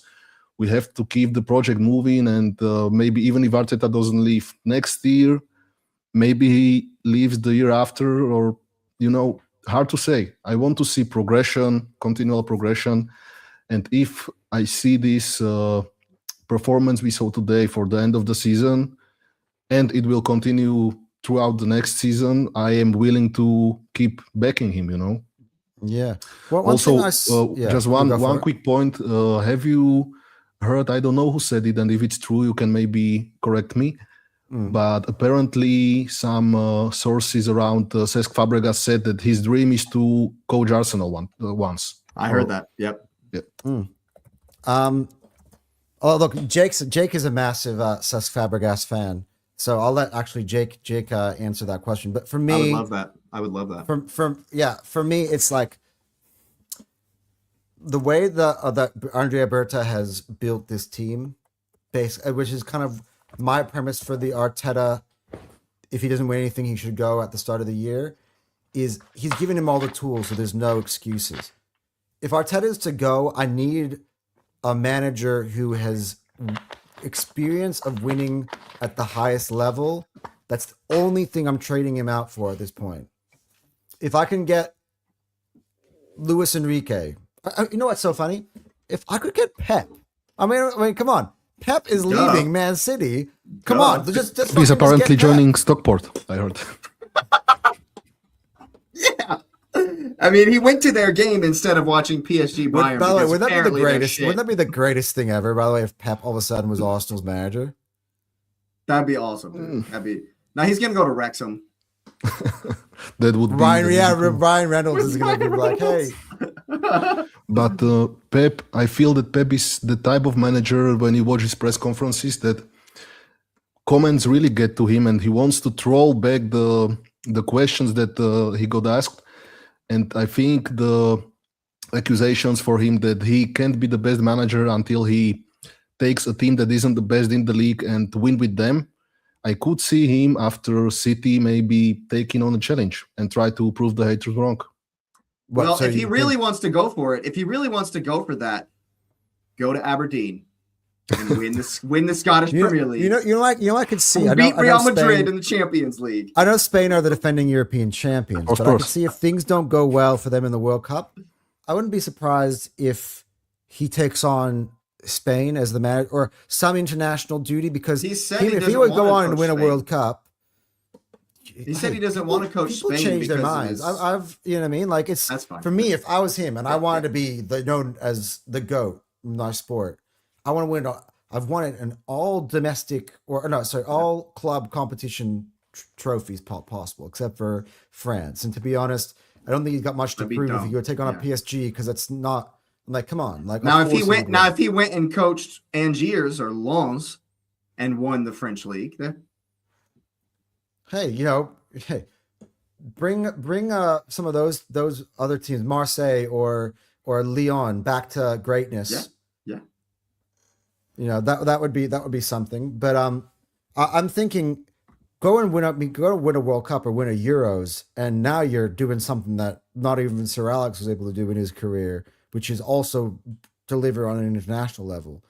Like, that would be something insane, and it's less responsibility for him. He can chill out a little bit, go to all the games, watch, analyze. Hey, you know what? Hey, I would get him at England. You know what? Let's That's a challenge as well. That is a challenge. England hasn't won since 1966. No, So- Rookie's last comment just now. Rookie's comment. He might go to Italy, and that's a challenge. That's a challenge. That's a challenge, man. I'll tell you. Speaking of Rookie has got a masterclass for me on why Arsenal should not buy Julian Alvarez, and I will now read it to the people. By the way, Rookie says he lets beyond but didn't prepare for it. We'll be here the next time. That's what yes. I'll say to you, just as we said to JT. Get yourself one of these. Get yourself one of these. There you go. And absolutely. And dude, you give us so much great football analysis and scouting. It's absolutely crazy. Anton, now on Alvarez. He's a great technician and also great shooter and comfort in midfield areas, but lacks a physical presence is simply a big concern is this level of the Premier League physicality.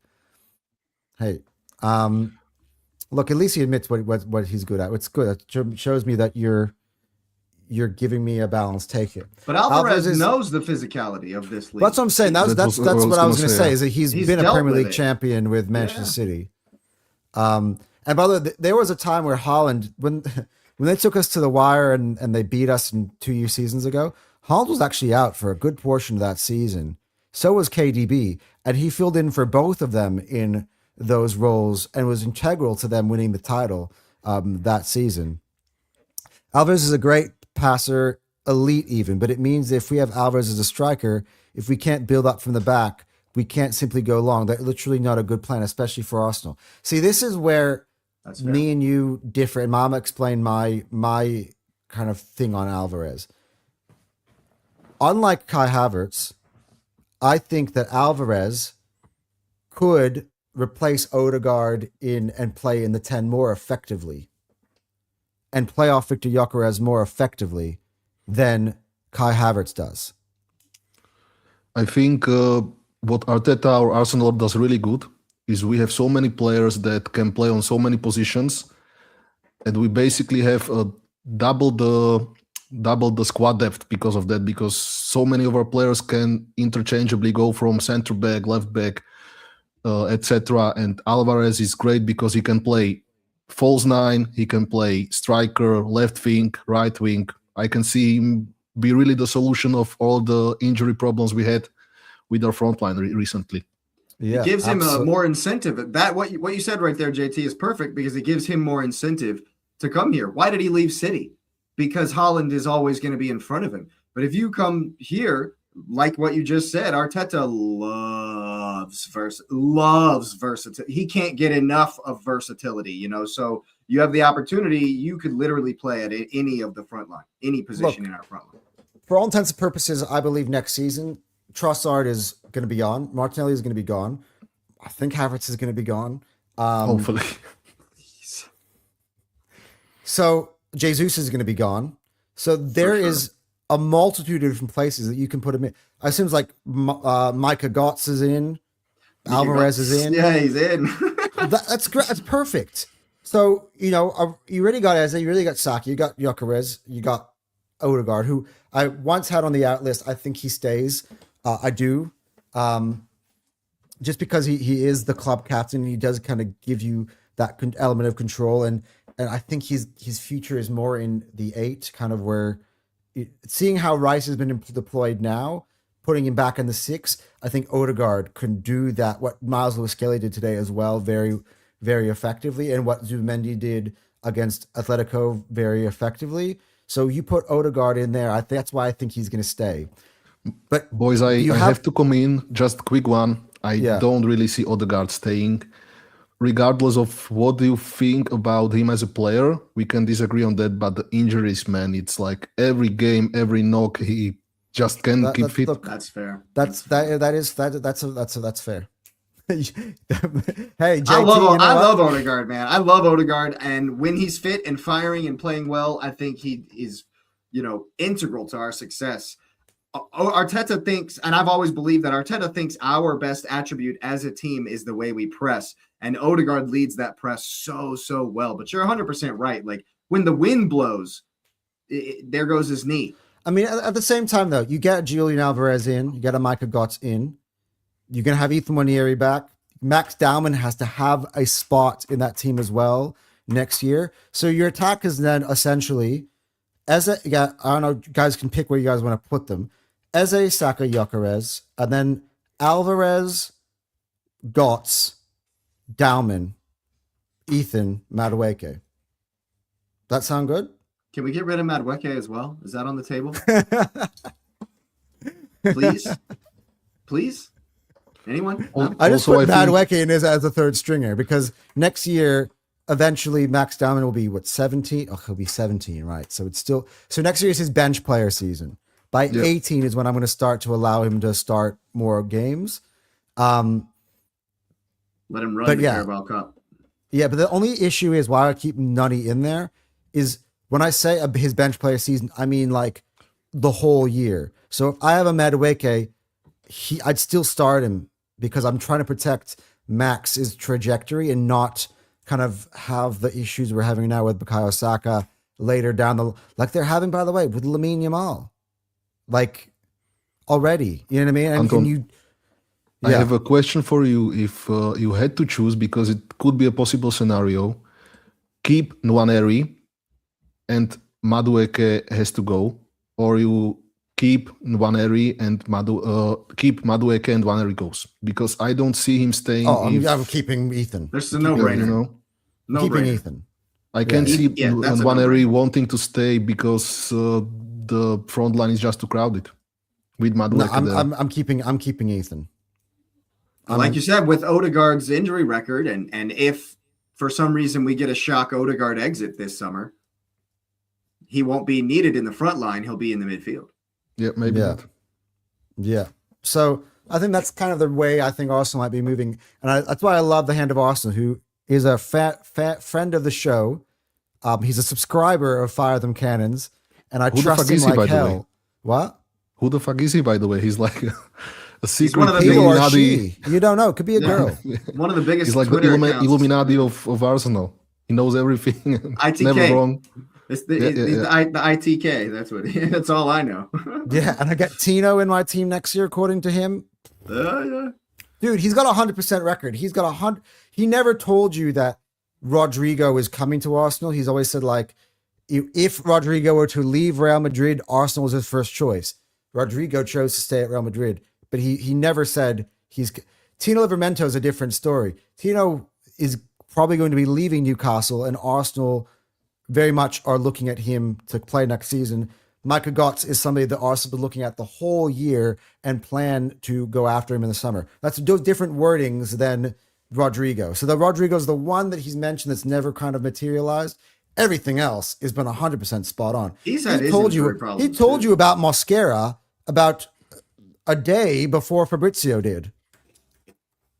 By the way, just to push back a little bit on Rookie and finish off on Alvarez, I think why we are looking at him and why we were looking at Gordon as well is because we are so bad at transition, and we had so many good opportunities to transition fast, and we just couldn't make anything out of it. And Alvarez is great in transition, so is Gordon. That's why I think we wanted him or looked at him.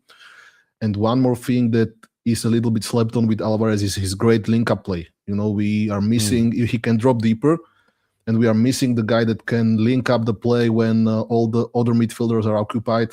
I can see Alvarez being game changer for us. I'm going to add something on top of that, and I'll go back to a lot of Rookie's other points. what did Alvarez do that Arteta loves, that Nicolas Jova loves, against Barcelona in the first leg, almost against us in the first leg? What does he do, boys? Some dirty free kicks. Some dirty free kicks. Whew. Yeah. So I got Rice as my one of my, because Rice is stronger from his left than his right. You can see it from the corner. That's why he has Saka. So Alvarez would be the answer to Saka from the free kicks from the other side. I mean, is he immediately our best free? If Alvarez came to the club, would he immediately be the best free kick taker, like straight on, not corner kicks? And the thing is with Rice is, right, he had the 2 against Real Madrid, but it's been over a year since he's done it again. So he doesn't go for that very often, though. Right, where Alvarez does. Also, teams know not to give us free kicks in and around the box, so I'm not sure how often we get straight on, right in front, shot-worthy free kicks. Yeah. If we had technicians all over the pitch like a City or Barca, I might get the Alvarez thing, but it doesn't simply suit our players and build up and require a lot of changes, and also Eze. I mean... Well, also think about this, Rookie. If we win the league and or the Champions League, obviously Arteta's going to stay, and he might adapt. He might change a little bit now that we've got the monkey off of our back and there's not so much pressure to win. That fear factor of, oh, we haven't done this in 23 years. Oh, we've never won a Champions League. It'll be gone. So there might be some adaptation, some more attacking changes in the next. And I also think that next year we will have technicians. If you have Micah Gotts, you also have Max Dowman, who's going to be an elite technician. Eze, who's an elite technician. I mean, Odegaard, if he stays, is an elite technician. Asaka, he can tell you what he said today with his feet, that he's a good technician. I think we got enough. I think Alvarez would thrive in the Arsenal's team. And Ethan, we got Ethan as well. Eze loves zone 14, so does Alvarez. That's exactly what we are doing. What we're going to do in that situation. In my opinion, Alvarez should simply go to Barca or PSG. Their style fits him more, and that's fine. I'm going to push back and say I don't want him at either of those 2 clubs because I want to win the Champions League.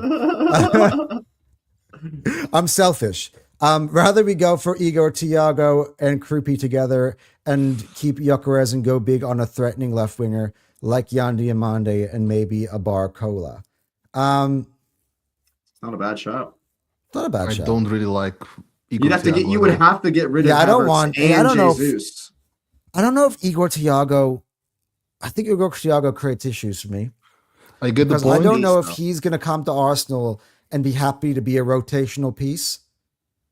I think he has a niche cut out for himself at Brentford where he could just be the guy there. But I don't think he's a big club player. He also had a massive injury. Do you realize that Igor Thiago was brought in to replace Ivan Toney? Yeah. But then he had like a 14-month injury. Well, he has.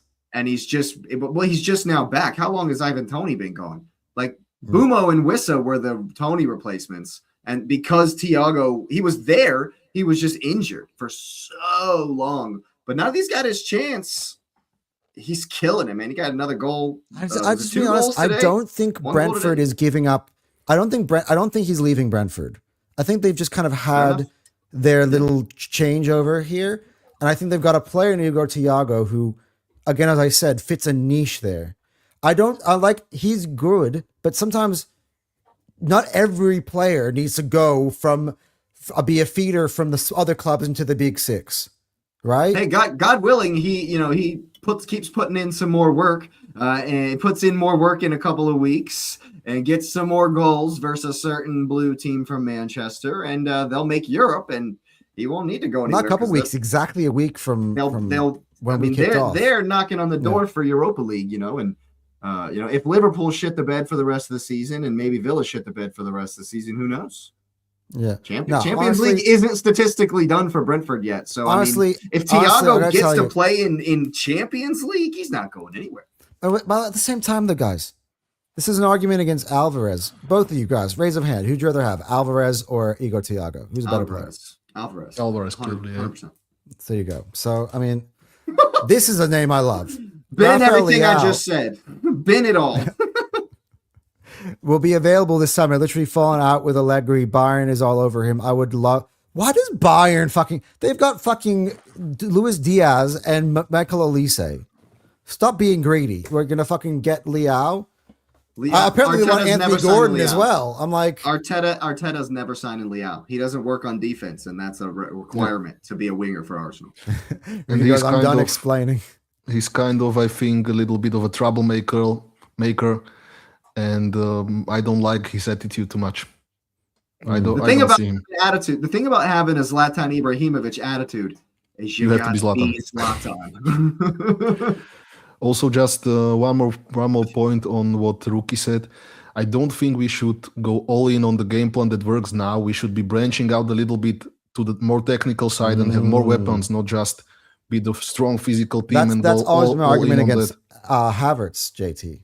Yeah, because everyone's like all loving about Havertz, and like the whole idea about Victor Gyökeres, which is why both, and I believe Jake would back me up on this, why both of us have been on his supporting train the whole year, is that we needed something different. We needed a someone who comes in and bangs the goals and is against what everybody else does. I didn't need another Havertz. That's why I didn't want Benjamin Sesko. I needed somebody who does something different. Now, what Alvarez does is what Arteta would love to have. He's a better version, shorter, I'll granted, but he's a better version of Kai Havertz. So if I get a combination of Alvarez and Gyökeres, man, that's the perfect. I think all these choices go back to the manager. If Arteta can be smart with it, he can find a way to make it work and find ways to incorporate different profiles of players and etc. You know, it's all about how we can evolve the game plan and not just lean on to one side of the style we are doing right now. And by the way, today was a great illustration of that, because all of a sudden you're seeing, hey, look at both of Victor Gyökeres' goals. Hey, what were we saying the whole year? You know, these wingers just not creating much for him. Well, Saka just absolutely does Jimenez and gets him the ball right across the box. We could just tap it in. And then Trossard complete the other different types of things he can do, puts a cross into the box for him to head home. Where was that the whole year? It was literally those two players playing with him this year where I'm like, Trossard, Saka, why didn't you pass into Gyökeres? All of a sudden, hey, he's learning to how to suit Victor Gyökeres' strengths. And then you got Eze, another guy who, by the way, everyone was going to say was a flop because they're too impatient to see, doing what he's doing and being a magician in midfield and also adding to that supply line. Finally, we live to come on like this next time we discuss some tactics and Arsenal transfers. Yes. Yuki, we're going to do all that throughout the summer. Also with some World Cup mix in between, but we'll be talking about all of this stuff. And I do have a scout who does still to this day work for both Lyon and PSG as a scout. And I'm going to ask him a lot of questions. I'm going to ask him about Michael Götze. Yeah, we need to convert him. We need to get him sending stuff to the Arsenal. Let's get those scouting reports sent on down to London. Yeah. Well, look, a lot of the scouting reports are the same. So they do scouting work on even our players. So I discussed with him about 2-3 months ago. He was actually breaking me down Max Dowman, because PSG also have a profile on Max Dowman. In fact, they approached him in the summer. Really? Yeah, nice. He turned them down to stay. So he has a full profiling on Max Dowman. For me, there was no conversation to start with. Win or lose, Arteta was going to stay. Kroenkes won't risk stability. I honestly think it comes down to him himself. Yep. To Mikel. I really think he possibly could be walking himself if he doesn't win anything this season. Yeah. Like for him and for the team, he seems like the kind of guy that maybe would put the ego in the bin and just move on. Yeah. Mikel has been consistent and performed at the highest level, but hasn't won. But in the eyes of the owners, he is consistently competing at the highest level with everything provided for him. There's something to that.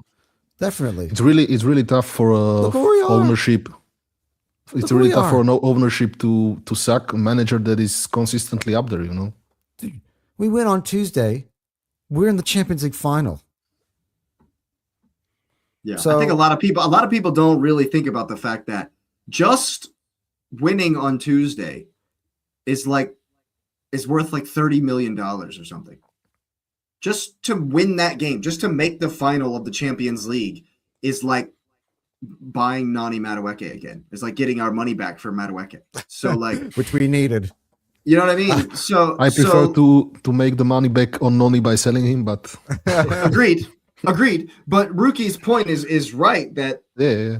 like, why would the owners be mad? He's making the club tons of money. The most important thing to the owners is consistency. It's the most important thing to me. Literally only fans do this win trophies or failures mentality. Not sponsored by OnlyFans, by the way. Yeah. No, wait, JT, watch it. Yeah, I'm gonna drop my That's link all good, in the channel below. I'm gonna drop my link in the comments, everybody. Football is a business, and the people who run those businesses always value consistency. Heard Pep Italy national manager links. Don't know if it will happen, but it would be nice for him to go to Serie A and restore some excitement to their league. Yes, AC Milan it'd be good to see them being revived. Honestly, I love. How funny would it be if Arteta leaves, Fabregas goes to Como, or Fabregas comes to Arsenal, and Pep goes to Como? Wouldn't that be something? That'd be crazy. I don't know if it will happen, but it would be nice for him. Oh, yeah, he did that one. Anton, you're not seeing the trajectory of the EPL. The physicality is too much. I can see Alvarez as a versatile option, but as a main striker with how tactical and physical the league is. But again, we've got number 14. GYOKERES. So physical profiles are needed. Instead of Götze and Alvarez, rather Igor Thiago and Yan Diomande, not because I'm getting dyslexic. Not because the earlier aren't good, but factoring our styles of play and our league, I'd rather the latter. Yeah, but I just think realistically it's going to be Götze and Alvarez, and I'm excited about that. I mean, that's all I really have to say. Yeah. For me, Igor Thiago is, from what I watched of him, he's like a one-trick kinda, and I'm questioning how many of the goals he scored. He can score against low blocks, and with the system we have, it's like there is always they are exploiting the physicality a lot with him. But how good will it work for a team like Arsenal? I don't That's see why Michael Goss is very great idea. Because what does Ajax have in common with Arsenal in their Eredivisie? Everyone plays low blocks against them. Yeah. Michael Goss definitely a big gamble. Could be another Anthony. I think he's a better player. I think he's a better player. I don't know if he's got potential to be an Anthony. That's a red flag.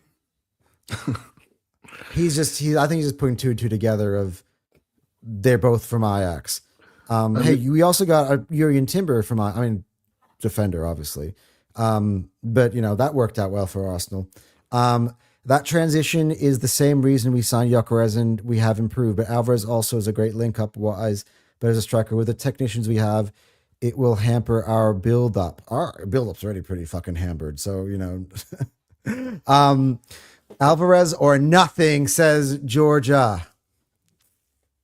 I love seeing some female goonerettes in the chat. It's good to see. He can play left wing. Yes, he can. That's not the level or type of technician we need. I'm talking about build-up technical players, Alex Garcia type, like David Silva in between the lines type of players and drop deep. I think we need to be able to be buying players like that, to be honest. I think that's Agreed. we don't need Alvarez to do that. We need another player on top of that that's like him. But I think, I do think we do need that profile on our team, though. We do struggle with good pressing teams like Liverpool or Man City, and we've seen it this season. We didn't really beat any of them, And Zubamendi, we thought would somewhat be that type of player. He really hasn't turned out to be that. So we kind of do need to look for another kind of option in that way. Leao is 2 on my list. It's not Igor Thiago cool. Marcus Thuram fits the profile. So I would does love Marcus Pio Thuram. Esposito. I Or was the so guy, nice to Ron. or the striker from Leverkusen. Yeah, I he heard said that we. Cavani. Cavani. Oh yeah. Yeah, he's on the list. Oh, You're on the he list. said him. Yeah. I think we will be more technical next year, but what you guys aren't understanding is this league literally is 19 other teams with great defensive structures and physical attributes. Fair. Yeah, look, where are these comments? Arteta knows this. To thrive this league, we need to compete physically first across the whole pitch. It's important. Exactly why I'm seeing Rookie messages as I'm talking.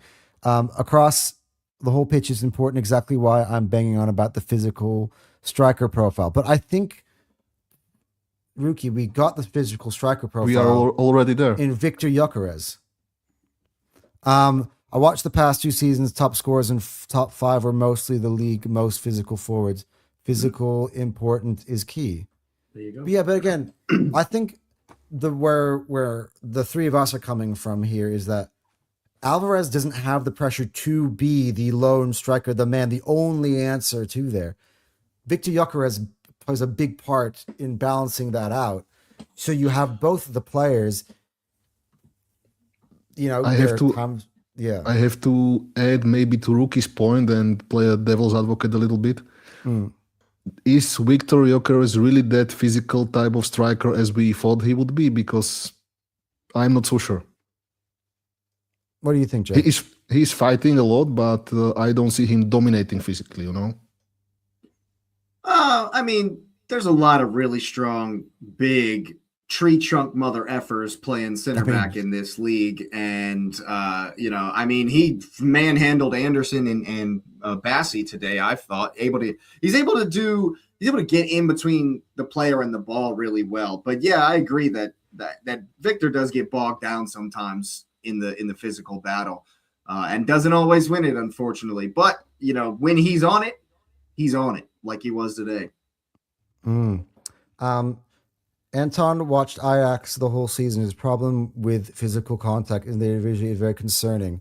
If you can't compete Eredivisie physically, how can you compete in the Pro? That's a very, very good question. Very fair.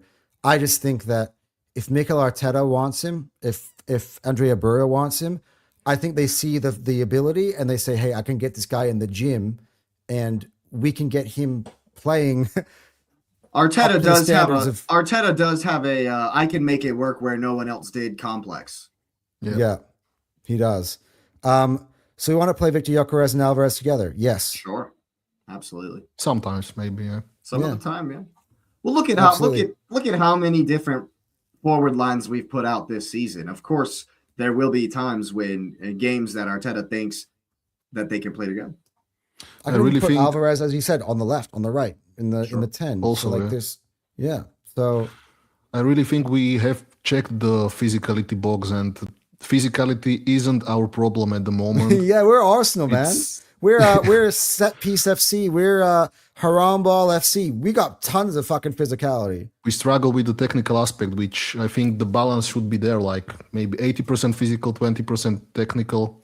Now we're like 90% physical, I would say. Yeah. Let's move on past this conversation to the player rating so we can lock it off because we are heading towards 2 hours. So let's play the player ratings game with both of you two gentlemen. Let's start off with David Raya today. Not much that he had to be doing. I'll start with JT. What would you rate David Raya today out of 10? 5 is like average, you would say, or 6? 5, yeah. So I would give him like 5 is 6.5. Hadn't much to do, I guess. 6.5 for me. Jake? I'm gonna give him a little bit higher. I'll give him a 7 just because normally David Raya is worth a gaff. He's worth something that puts your heart in your mouth. He did one of those today, but he did get to the ball well ahead of Raul Jimenez on the half field sliding tackle, and he got away with it. He got away with that, so it's the moments that he has of madness that I really take off points, and saves he maybe should have made. But as you say, he didn't really have much to do. So I think right in there, 7 is good for me. Yeah. One thing I want to point out, though, by the way, Castagna could have easily made it 3-1 today, and he made a fantastic save. There's that. That saves your goal difference. I think 7 is about right for David Raya today. I mean,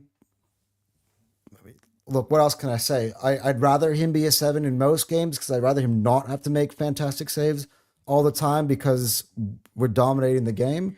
So that today was one of those days where I just felt like, hey, Atletico Madrid is coming on Tuesday. Get those gloves ready for that. Get a little bit of a break, get those hands a little bit less worked, maybe get yourself a hand massage or something. Get ready for Tuesday. All right, let's start. Ricardo Calafiori has come back finally. Played full 90 minutes today. I actually thought Cala was really good. He should have had a goal. I mean, it was rightfully ruled offside. Let's be honest, it was offside. Like unlike, well off. Unlike on Wednesday when I had complaints about referees removing goals from Arsenal, this one I was like, yeah, fair play. That was offside, right? Don't get my blood pressure up again. Yeah, well, hey, getting you ready for Tuesday. I thought Calafiori today, you know what? I'll give him an 8. I thought he was excellent. I thought he was so good. He was back to his, as John Champion put it, his form in the fall today. Maybe that's one of the reasons why Arteta held some of these guys back. Maybe that's what we're going to see when Timber eventually comes back, that he's just trying to get players back to their best form right now before he puts them in. By the way, was this the first showing of Calafiori since the last injury? Yeah, because he was in the team and he got injured in the warm-up the last time he was going to start. No. He played Sporting. No, he played. I don't think he even comes Southampton. He played one of those games. Maybe Southampton, yeah. And he was there for and then he was gone down again. Yeah. Yeah. But I agree. 8 and 8's good for me. I thought he was fantastic today. Back to some of the best we've seen from him. I thought he looked very comfortable defensively, and he really enjoyed himself on all those walkabouts he loves going on. Should have had himself a goal. I have to give him an 8 as well. Great coming back from the injury, and finally, since the start of the season where he was magnificent, he was struggling coming out and in and out from the injury, and he was either good defensively, weaker offensively, or vice versa. Today he was great defensively, great offensively, like he never was injured. But the worry with him is if he can stay fit as well, same as Odegaard for me. But an 8 for me. I agree. Generally, I would rate Gabriel and Saliba together, but I feel like they had a little bit of different performances today. I'm going to start with Gabriel. JT, how do you felt that Gabriel fared today? I think I have to give him an 8 as well. Didn't got so much to do, but everything that he needed to do was good. Even him pressing upwards a little bit was good. I liked it. I think he looked finally calm, composed as he should be. So 8 is fair. Didn't have much to do, and I think the big part of it is that we attacked a lot. It wasn't defending 24/7. He was there when we needed it and covered great. Good positioning, good structure. 8. Solid performance. Jake? Yeah, I think Gabriel was fantastic, man. I might even give him an 8.5. I think that he almost got rounded back end on one of those little dink from Trossard. The Saka corner as well. Yeah. He was showing up in the attacking, of course, and was dealing with the crosses that Ben White wasn't stopping well, I thought. And so, 8.5. I thought he played really well. And I like that you pointed that out, JT, that he was a lot more composed and calm than we've seen him in a couple of recent games. Yeah, and he's struggled in reaching the pass against Jimenez. I remember when we played them on New Year's Eve a couple of years back. He had a pretty bad day that day against him. Today was a lot different against the same type of player 2 years on, and as you guys said, calm and composed. But the reason why I put them, I think I second what you guys said. I think he's also an 8.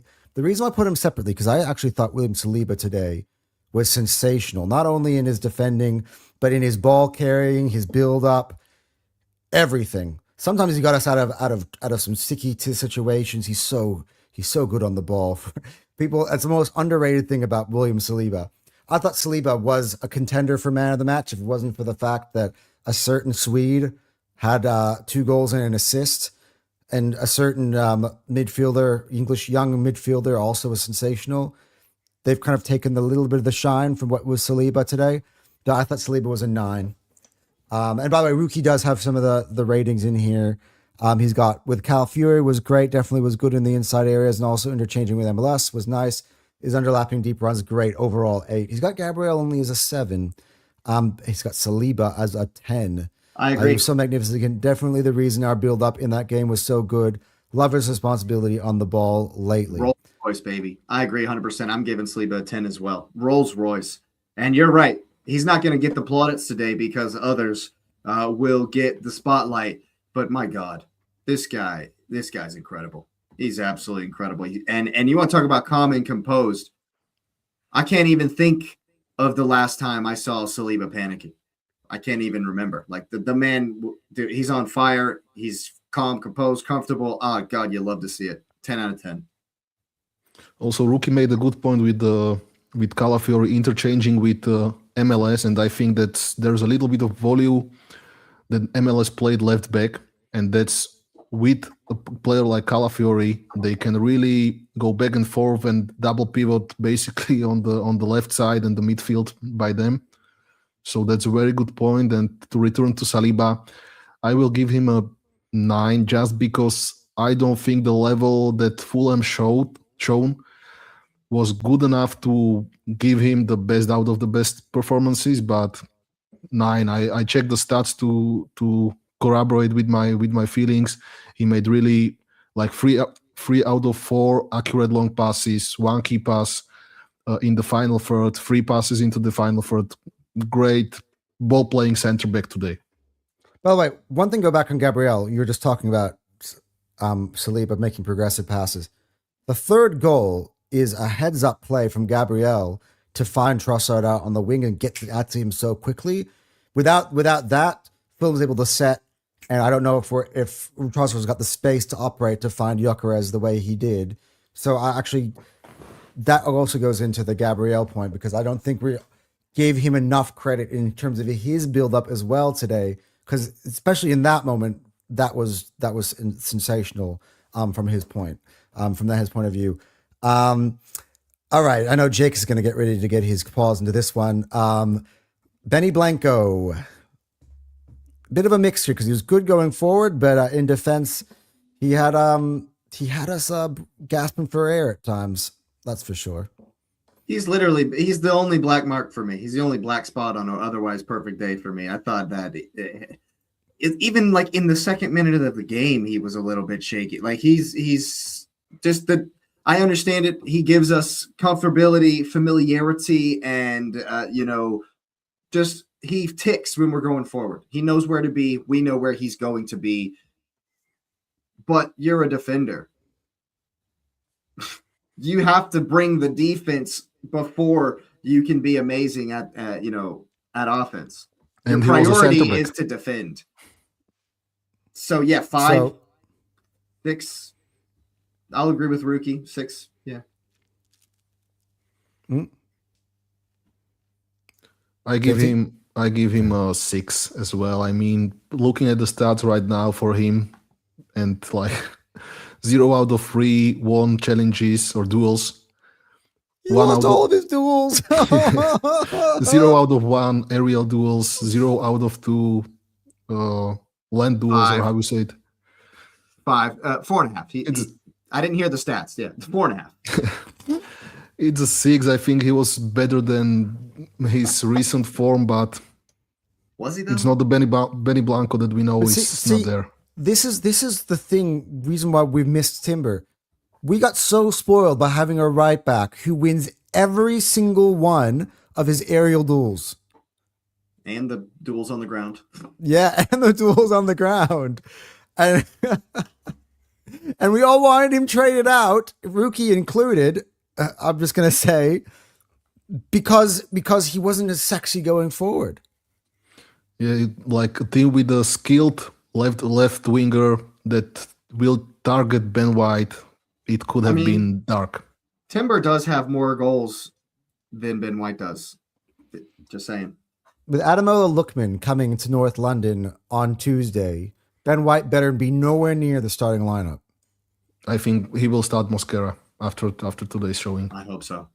Yeah, he literally got hooked. After that last horrendous pass that Ben White made, he got hooked. Like you didn't need to hook him in the 84th minute, but because of I'm tending to agree. I think Arteta's finally caught. You know what you could see, by the way.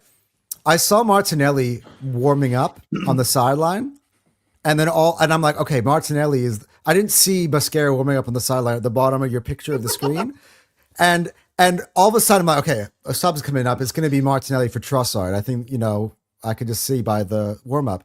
No, he's like, Martinelli, sit your ass down on the bench. Mosquera, I got to make sure that this clean sheet stays intact because this guy, I can't trust this Benny Blanco guy. Hopefully Arteta's seen the light.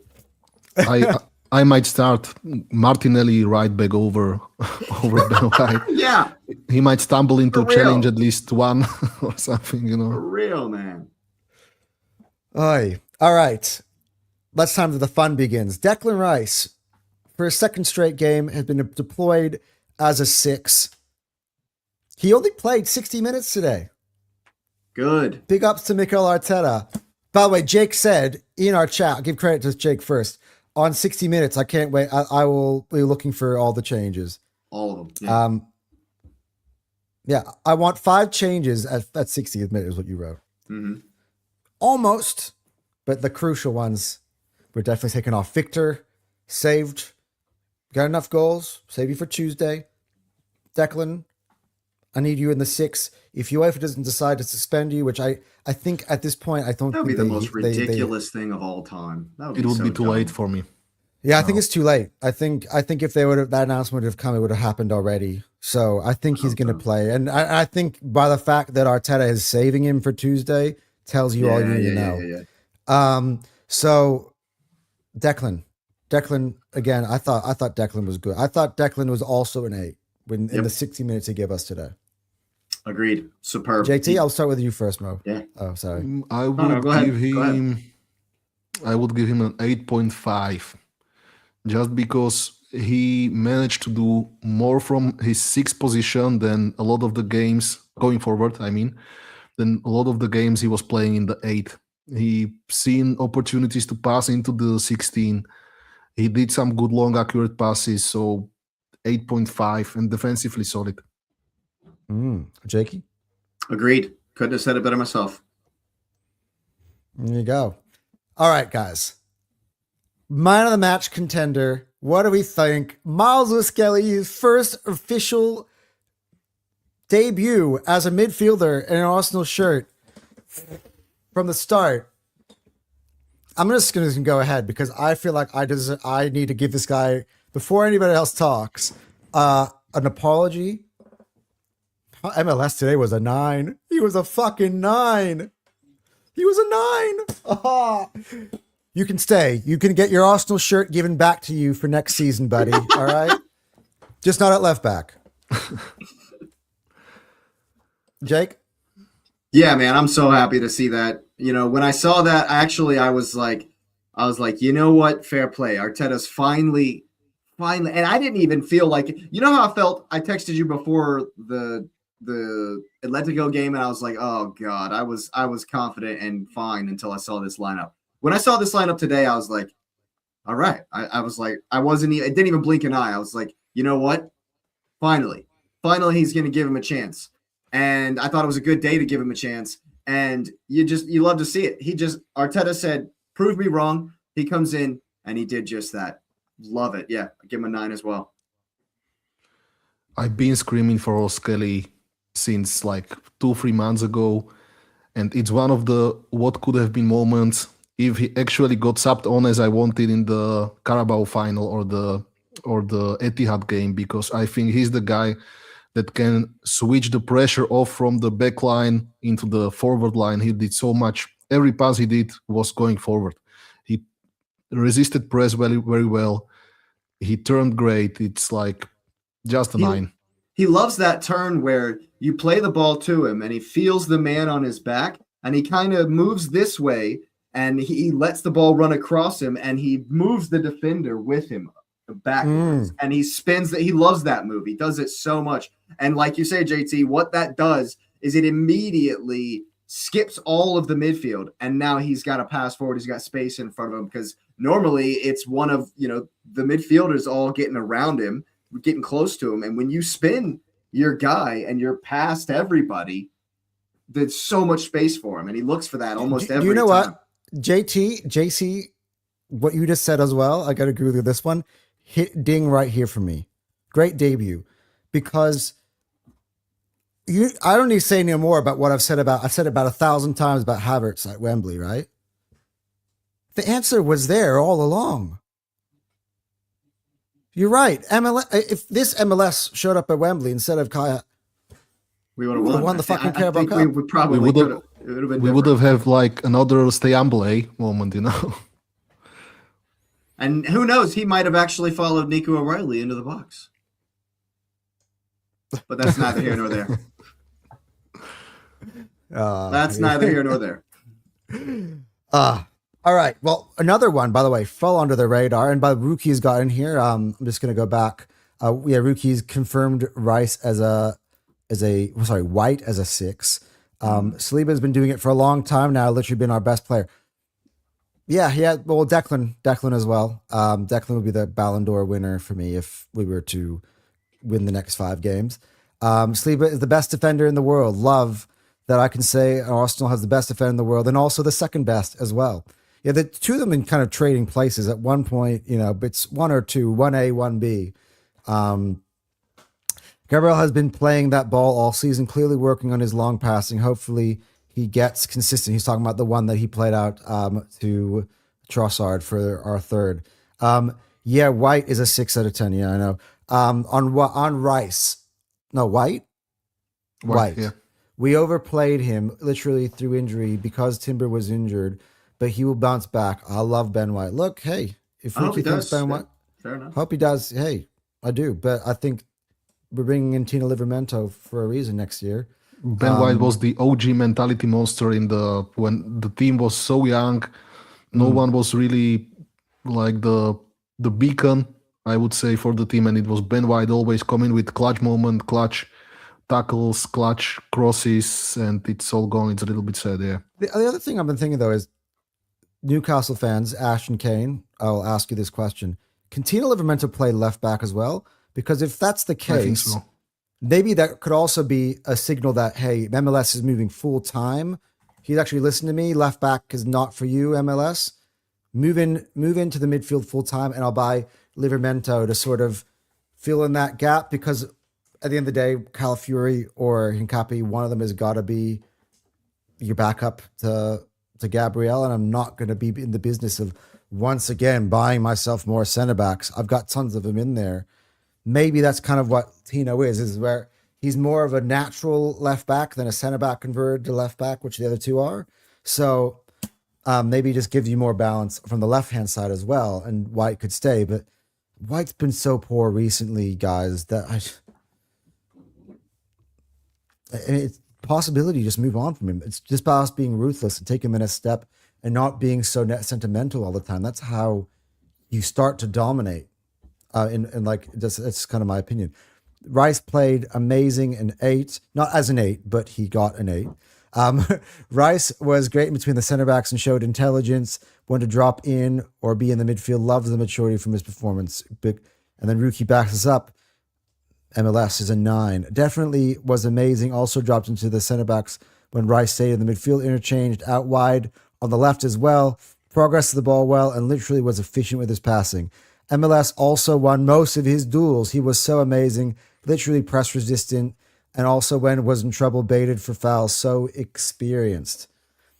Yeah, look, here it is. I think MLS is moving in full time, and you know what, Arteta, if you did this earlier, the league probably could have been won today. How old is he, by the way? Is he 19? 19. Because I think one of the reasons why, Moreno's been out, and we've been trying to kind of find a solution to rotating Rice and Zubimendi out of the team, in and out of the team, to keep them fresh. And that you got one right there in MLS now. So I'd say MLS starts against West Ham for me. Back us on this. I just don't know if against Atletico Madrid. I also know that Zumendi, his experience of playing in the Liga comes into play as well and understanding those opponents. But West Ham for me next week when I want to get something and why not? You know what I mean? And yeah, again, after West Ham, you sort of can play the same team for your last 3 remaining games. So then that's going to be kind of up to discussion. Like, who do I like better? Do I like Zuby? Do I like MLS? That's kind of when the conversation comes into play. Let's move on though to another player whose performance didn't really end up with GA, but also has flown under the radar was Clinic today from Eberechi Eze. I'm somewhere between an 8 and a 9. I think he's more like an MLS type of performance than he was a Rice, but both MLS and Rice were both so great. Rice is an 8, MLS was a 9. I'm going to say Eze 8.5. He was fucking superb. What do you guys think? For me, it's an 8. I think he did very good with the pre-assist to GYOKERES. That was a great pass to GYOKERES, which he then sent back to Saka for his goal. He did some good dribbles, I'm not sure how many dribbles he did, but he moved with the ball really well. Not shown the best he can do, so it's an 8 for me. I mean, by the way he baited Lukic into the yellow, and how many times did you see? We'll go back watch today. We watched the replay of this game. How many times he took Lukic on? He was facing against him, spun him, and just was out out to the races. I count maybe about 6 or 8 times, which is exactly why Lukic was like, I'm fucking done with you, bro. And he just goes right through him and just takes him down because he was pissing him off he was almost took his man card away from him. And Xander Berger today was a huge miss. And Eze went right for it. He was like, "He's your best midfielder. He's out today. I'm going to expose you guys." And that's why I thought Eze was. I thought he was amazing. Jake, what about you? I think for the same reasons that we're glossing Miles Lewis-Skelly, I think that there's something to be said for the way players have a press resistance that also is forward-looking. So every time Eze gets his body in between when the ball is coming to him and he gets his body in between the man and the direction of the ball, look for the turn. You know he's trying to spin the guy, and you love seeing that. The turn he did on Wednesday. Lukic. I'm talking about the one on Wednesday was absolutely gorgeous, and he was trying to duplicate that a couple of times. I thought Eze was fantastic today, man. He's one of those players that when he gets the ball in between the lines, driving at the defense, I'm always going, oh, he's going to do something, because he's been more so the guy that's been looking forward with the risky balls, and he was doing that today, and I'd love to see it. Yeah, I'll give him an 8.5 as well. Yeah. Again, it's about time that we started to put all these pieces together. Now, death squad or no death squad, I don't know. That really depends on the health of Martin Odegaard. But if you told me that on Tuesday this front four starts, it provided something for me that I've been seeing for a very long time. I kept saying that our attack is not broken. It's just we haven't been able to have everybody together at the same time.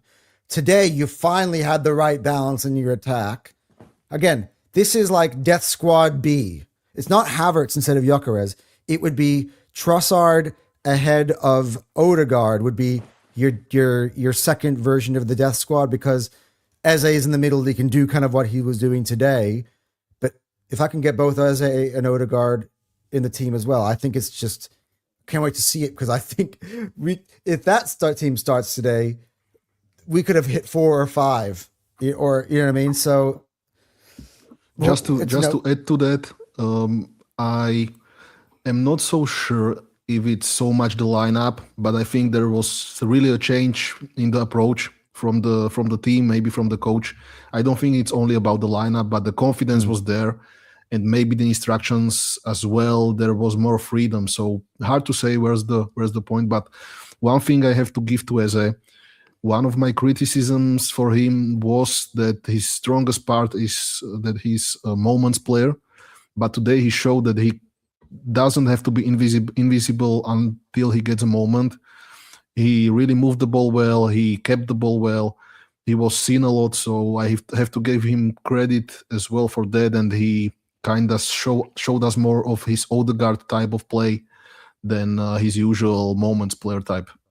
And look, to your point, with all the Odegaard injuries, Eze could very much have just won himself the number 10 shirt at Arsenal moving forward for at least the near future, the next 2, 3, or how long, 3, 4 years, how long his contract is going to be remaining, because he just does things. This is crazy. He does things that Martin Odegaard was doing when he was good. Damn. That hurts. That hurts my heart. But yeah, I actually agree with this. I actually agree with that statement. You know, Odegaard's time might be, unfortunately, winding down. Unfortunately, yeah. I'm a fan. I just am. You know. Yeah. Rookie, keep going on. Miles Lewis-Skelly should never be sold. Waneri shouldn't as well. Yeah, look, I'm coming around to that way of thinking. I apologize. Keep just poking out that bruise, will ya? Miles Lewis-Skelly. Okay, we read that one. Oh, you just read it twice. Okay, cool. Anton Fabio literally thriving in the Bundesliga. Top 10 creator there, and now physically. Yeah, Jake's not having it competitive. Would you keep him or sell him, Dortmund, or sell him? We need to make money. Sales. He doesn't fit. He doesn't work for us. Works in the Bundesliga, great. No. Yeah, I don't like him. I like him less than I like Havertz. Oh yeah, for sure. Eze was 9 as well. Literally was so fluid today, and no one will say it, but off the ball today, Eze was literally top. Very competitive in his duels, tracked back a lot. That was, again, another Anton was right. My theory of why Eze was coming out of the team was, Jake, what did I say? He wasn't playing defense. But he was being taught how to play off the ball. Yeah, he's taught in a lesson. Yeah, he was being reinvented as a footballer. Yeah. And he was going to come back and be the Arsenal version of Eze rather than the Crystal Palace version of Eze. And that is what you're seeing right now. And I wish I could do something like that with Noni Madueke. They've done a little bit, but the problem actually with Noni is starting to become really obvious is he's actually not as good attacking-wise as you guys all thought he was. Elanga 2.0. I'd actually rather have Elanga. 6 points, 4 goals, 0 conceded. Let's go, says Charles. Big up, Charles. Big up, Charles. Also, when we couldn't progress with Rice in MLS, he dropped deep and literally made it happen with great combinations. Yeah, Eze, amazing. He's actually getting better and better, I think, with every performance. He also had some great combinations with Trossard as well. Yeah, I love that. Eze was everywhere, literally fluid. Fluidity is what describes his performance today. So yeah, I'm happy to give him an eye. Well, you saw Trossard and Eze combine earlier on in the year when we were, in actually that period where we had won 5 in a row that I sent to Jake earlier against these same exact opponents. So, but this is a better version of that. I've never seen them look like this. This was everything coming together. Speaking of, let's move on. Of course, yes. Before we'll save our other two to the end, our G&A boys to the end. Leandro Trossard, welcome to 2026, my friend. For real, dude. Thanks for finally showing up to a game. 7.5. No, that's charge 8. 8. I'll give him an 8. Yeah, I'll agree with an 8, 7.5, 8. I thought that he did the things today that we've been begging him to do. He tends to play within himself, and I thought today he was taking more risks. Yes, his shot was dragged horribly wide on that left-footed shot, but the fact that he was getting into the positions and looking to shoot is what we are crying out for from a winger. And I thought that he was doing that well today, linking up play. Definitely when we were switching the ball to the left, he wasn't as tucked in. When the ball's on the right-hand side, he tucks in so much, but he was providing width at times today as well. And so the left side wasn't completely dead like it is sometimes when we're just right, and I thought he played well. So, yeah. JC? I had to check the stats because I was going to give him much higher, and I think I will keep with it. I was contemplating a 9.5, but That's too high, I think. That's man of the match territory. You know what I mean? Yeah, it's almost there, but 2 big chances created, 6 out of 6 successful dribbles. Got the third assist. Got the third assist, yeah, I think one of his best showing. I give him a 9. Really unfortunate to not get a goal, but at least got the assist. Yeah, I know. By the way, I think his hunger for goals right now is actually somewhat helping the team because he's setting an example. First 1.5, 2 minutes, he takes a shot, and it's like, okay. Everyone's like, this is the type of game we're going to have today. He kind of exposed what Fulham were, which is, by the way, I'm going to give you a preview to my tier list name for Fulham next week, which is, what was I going to say? It was bathers and bikinis, because that's what Fulham was. What Fulham was today. Like, what's the name of that random beach in London you were talking about a couple shows ago? I don't even remember anymore. I had it on a little sticky note, and I threw the sticky note away. I actually forgot to say, but yeah, but he kind of was like, "Hey, these guys are going to be, you can take him out all day." And Sak was like, "Thanks for the tip," and Victor's like, "Thanks for the tip, Leo," and they took that tip, which leads me into the first star man, Bukayo Saka. For me, I'm just going to go straight to it. We have I think this is the most 9s I've given away today. 9. Yeah. Assists GYOKERES and then gets it back because now he's learning, hey, if I pass it to Victor might actually pass it back to me later on, and I can get my own goal then. Oh, what a concept. What a shocker. What a concept. He come back better than ever, and now he's playing with Vic. I have to give him a 9.5 for me. He's the man of the match. Came back, second game or third game in a row returning. The first one, he looked amazing for the cameo he had. Last one was okay. This one was magnificent for me. 2 big chances created, and one thing I have to give credit to him and to Trossard as well. They both had a little bit of a main character syndrome where they had to take all the responsibility on them, and they looked pressured to score a goal. And now finally it looked like they played more with freedom and done the good decisions and chose to pass when the pass was needed and chose to shoot when the shot was needed. So great performance, 9.5 for me. Yeah, I'm going to go one further. I think he gets a 10 for me. I mean, perfect performance. Everything we needed from him. Had the armband, stepped up, and was taking on his man, whether that was Jimenez, whether that was Robinson, whether it was Lukic, didn't matter. He was creating stuff, trying to get to the byline, get the ball across. And finally, he puts one across the 6 instead of the cutback. He normally goes for the cutback or like a little dink. He finally puts a ball across, and what do you know? The fox in the box is there. And we'll get to the fox in the box. 10. Ruki sides with you, by the way. He says 10. Give it to him. Ruki also has given Trossard a 7, so he's more kind of in my viewpoint of it. I just felt like, by the way, I mean, I did give him an 8 in the end, Trossard. But think about all of our offensive struggles. We have an 8 on the left. We got a 9.5. I'm going to go with 9.5 or 10 because I went 9. You went 9.75. JT went 9.5. So we'll go 9.5 with the winner as the average. And in the middle, I was saving you for you, Charlie. Guys, elephant in the room. Victor, what do you have to say about him? Does it matter if his touch is shit, but the shot is class? Which touch is that, Charlie? I didn't skip you, Charlie. I was saving you to back my point. Remember it. I don't remember an ass touch.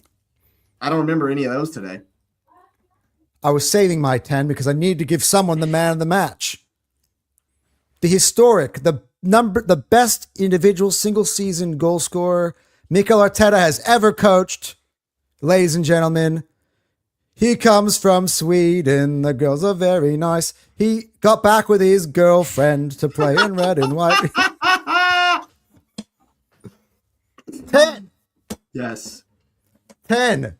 2 goals, 1 assist. Everything. And by the way, hat trick should have happened. 6 would big have chances, by happened. the way. It had would 6 have big happened, by chances. the way, beyond that, if we weren't saving him for Atletico. So, Yeah. 11. oh, Yeah.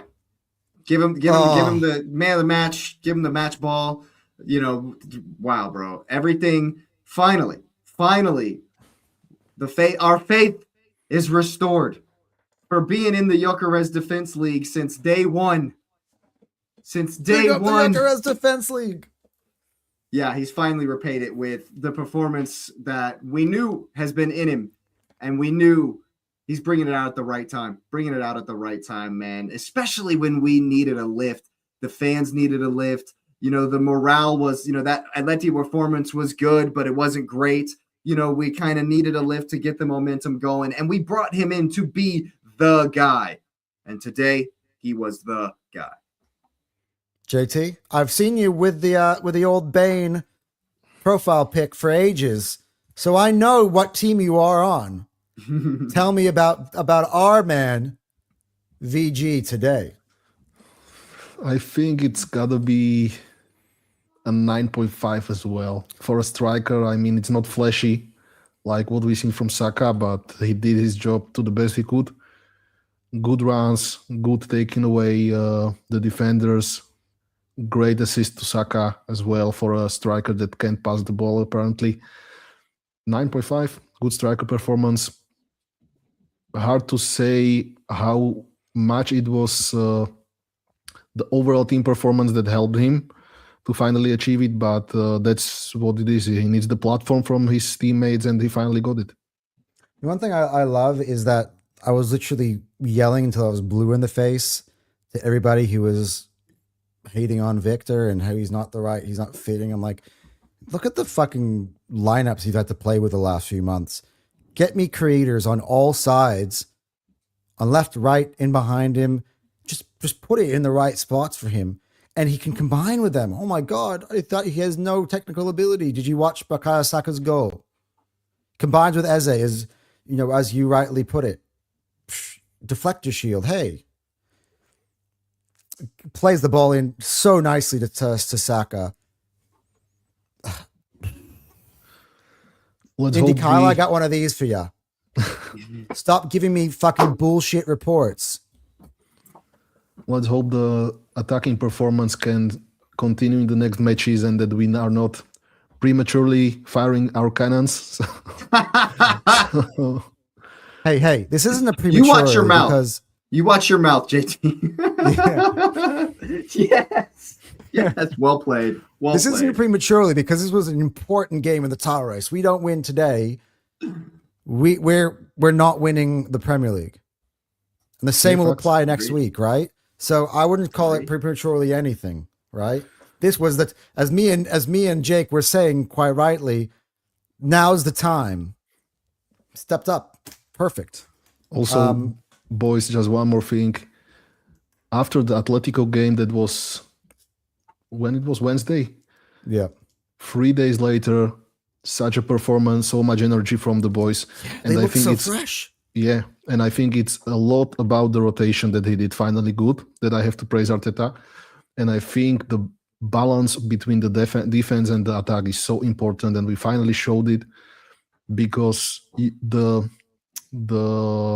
how to say it, the performance from the defense was finally good because it wasn't relying on them. They could be inspired by the midfielders and the attackers and didn't have to defend all the time and just waiting for the next attack. And it was like we were on the front foot, and when they were needed, they shown what they can do. And that's crazy to see so late in the season when everybody's doubting us.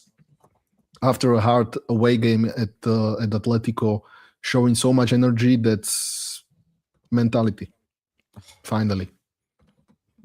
Beautiful. You've had a great debut by today, JT. because you brought Absolutely. so much into this show. Absolutely. And I knew it. I knew it. I don't just bring people onto my show just for fun. Like if some dude came on my show and started wrecking it, I would hook him. You've done really well, JT. Yeah, stinkers get hooked on Fire Them Cannons. Yeah, that's for sure. Like Hamza, if he behaved the way he does on other streams on me, I'd just be like, boop, goodbye. Bye. Yeah. Anyway, let's wrap let's it, go. man. I'm getting hungry. All right, let's wrap it. You rookies, I'll get rookies say, and then we'll head out on here. Saka off the ball, because I was reading some of your comments already, and you hit the nail on the head. A lot of this analysis. Saka off the ball moving today was so amazing, and that dribble against Jimenez is a moment which will be remembered, especially if we win the league. So yeah, 10. And by the way, that was Saka, who isn't fully fit yet. He will be a prize monster moment when he is fully fit.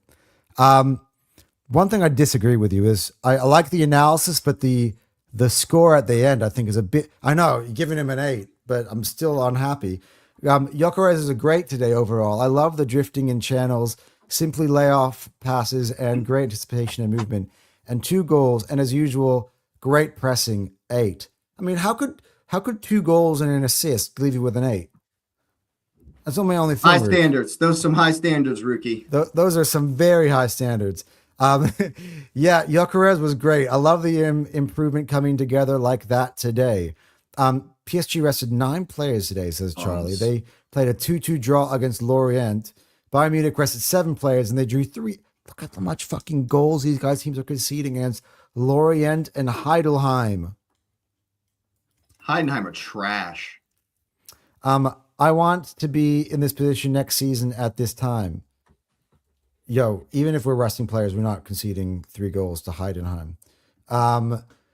Yeah, for me, man of the match will be Saka or MLS, but I prefer Saliba. That performance literally got me wanting to watch the match again. So yeah, I great. might go watch it back too. That's a good Look, idea. they're about time. There's actually one that I'm going to enjoy that you rather than want just to doing watch it as back. I do it as a chore recently, but this one I'm going to enjoy. And I'll have Christy next to me, and we'll just be sitting back and we'll be watching it. And this is one for the momentum. And I don't know if you've seen Haaland posting, "This is how football shall be played," when he was posting Insta stories about the Bayern PSG games. He should be posting, "This is how you play football today." After this Haaland, match, well, he wouldn't do that for us. he should be though. I mean, he's sending the wrong message to his teammates for the main competitors. Hopefully Nico doesn't keep being clutch and City bottles the league. It's not theirs to bottle, rookie. But this is our fucking league. Let's go. I'm pushing the agenda. They bottle it. If we win it, I'm pushing the agenda. Hey, if we win it, we can say whatever the hell we want to say because we're the champions. Let's go. As I said last week, I'm going to be even more annoying because of what we've had to go through the last month and everybody trying to make saying that Arsenal can win the league an illegal take.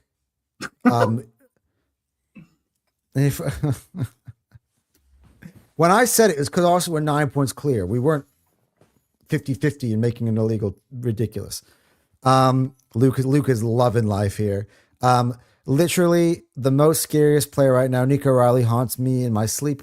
Please, let's see it go. We waited for 3 seasons. Please don't ruin it, Nico O'Reilly. By the way, did Pep use Nico O'Reilly since the beginning of the season like he does now? Because I think you can make an argument that he stole Arteta's trick with Calafiori for Nico O'Reilly, how he just drifts. You know what Nico O'Reilly does is what Guardiola did. I mean, previous seasons when that's true. That's kind of true. Yeah. Yeah, because Calafiori to that point was actually supposed to be. It was at a time when Arteta is still trying to be Pep light, and he saw what Pep did with Guardiola. He's like, okay, I'm gonna get a Calafiori profile which can kind of do what Guardiola does. Anyway, guys. True.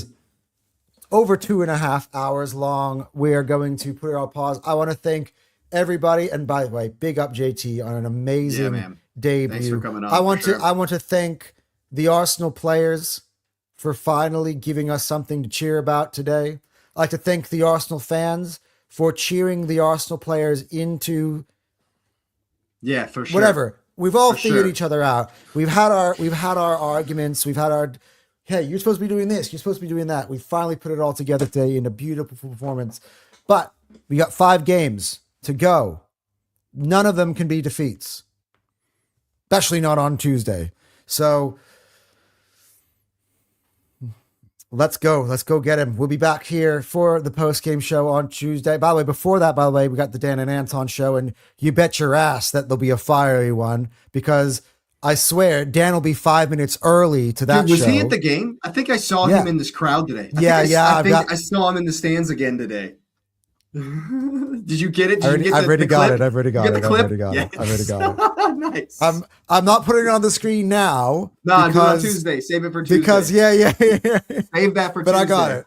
Don't you worry, ladies and gentlemen. Yes, nice. I got it. But trust me, Dan will be 5 minutes early. Well, like sometimes when we lose, I'm like, Dan, you're an hour late. You know what I mean? But when we win, I'm into the backstage, and Dan's already there waiting for me. I'm like, okay. There you go. I see. Anyway, guys, that will be our next stream. Maybe, you know what? Maybe if there's a drop points by City on Monday night, I might come for a sneaky half an hour brag session. So we'll see. But until then, we're out of here. Come on, you Gunners. 5 more games to go. Let's do this.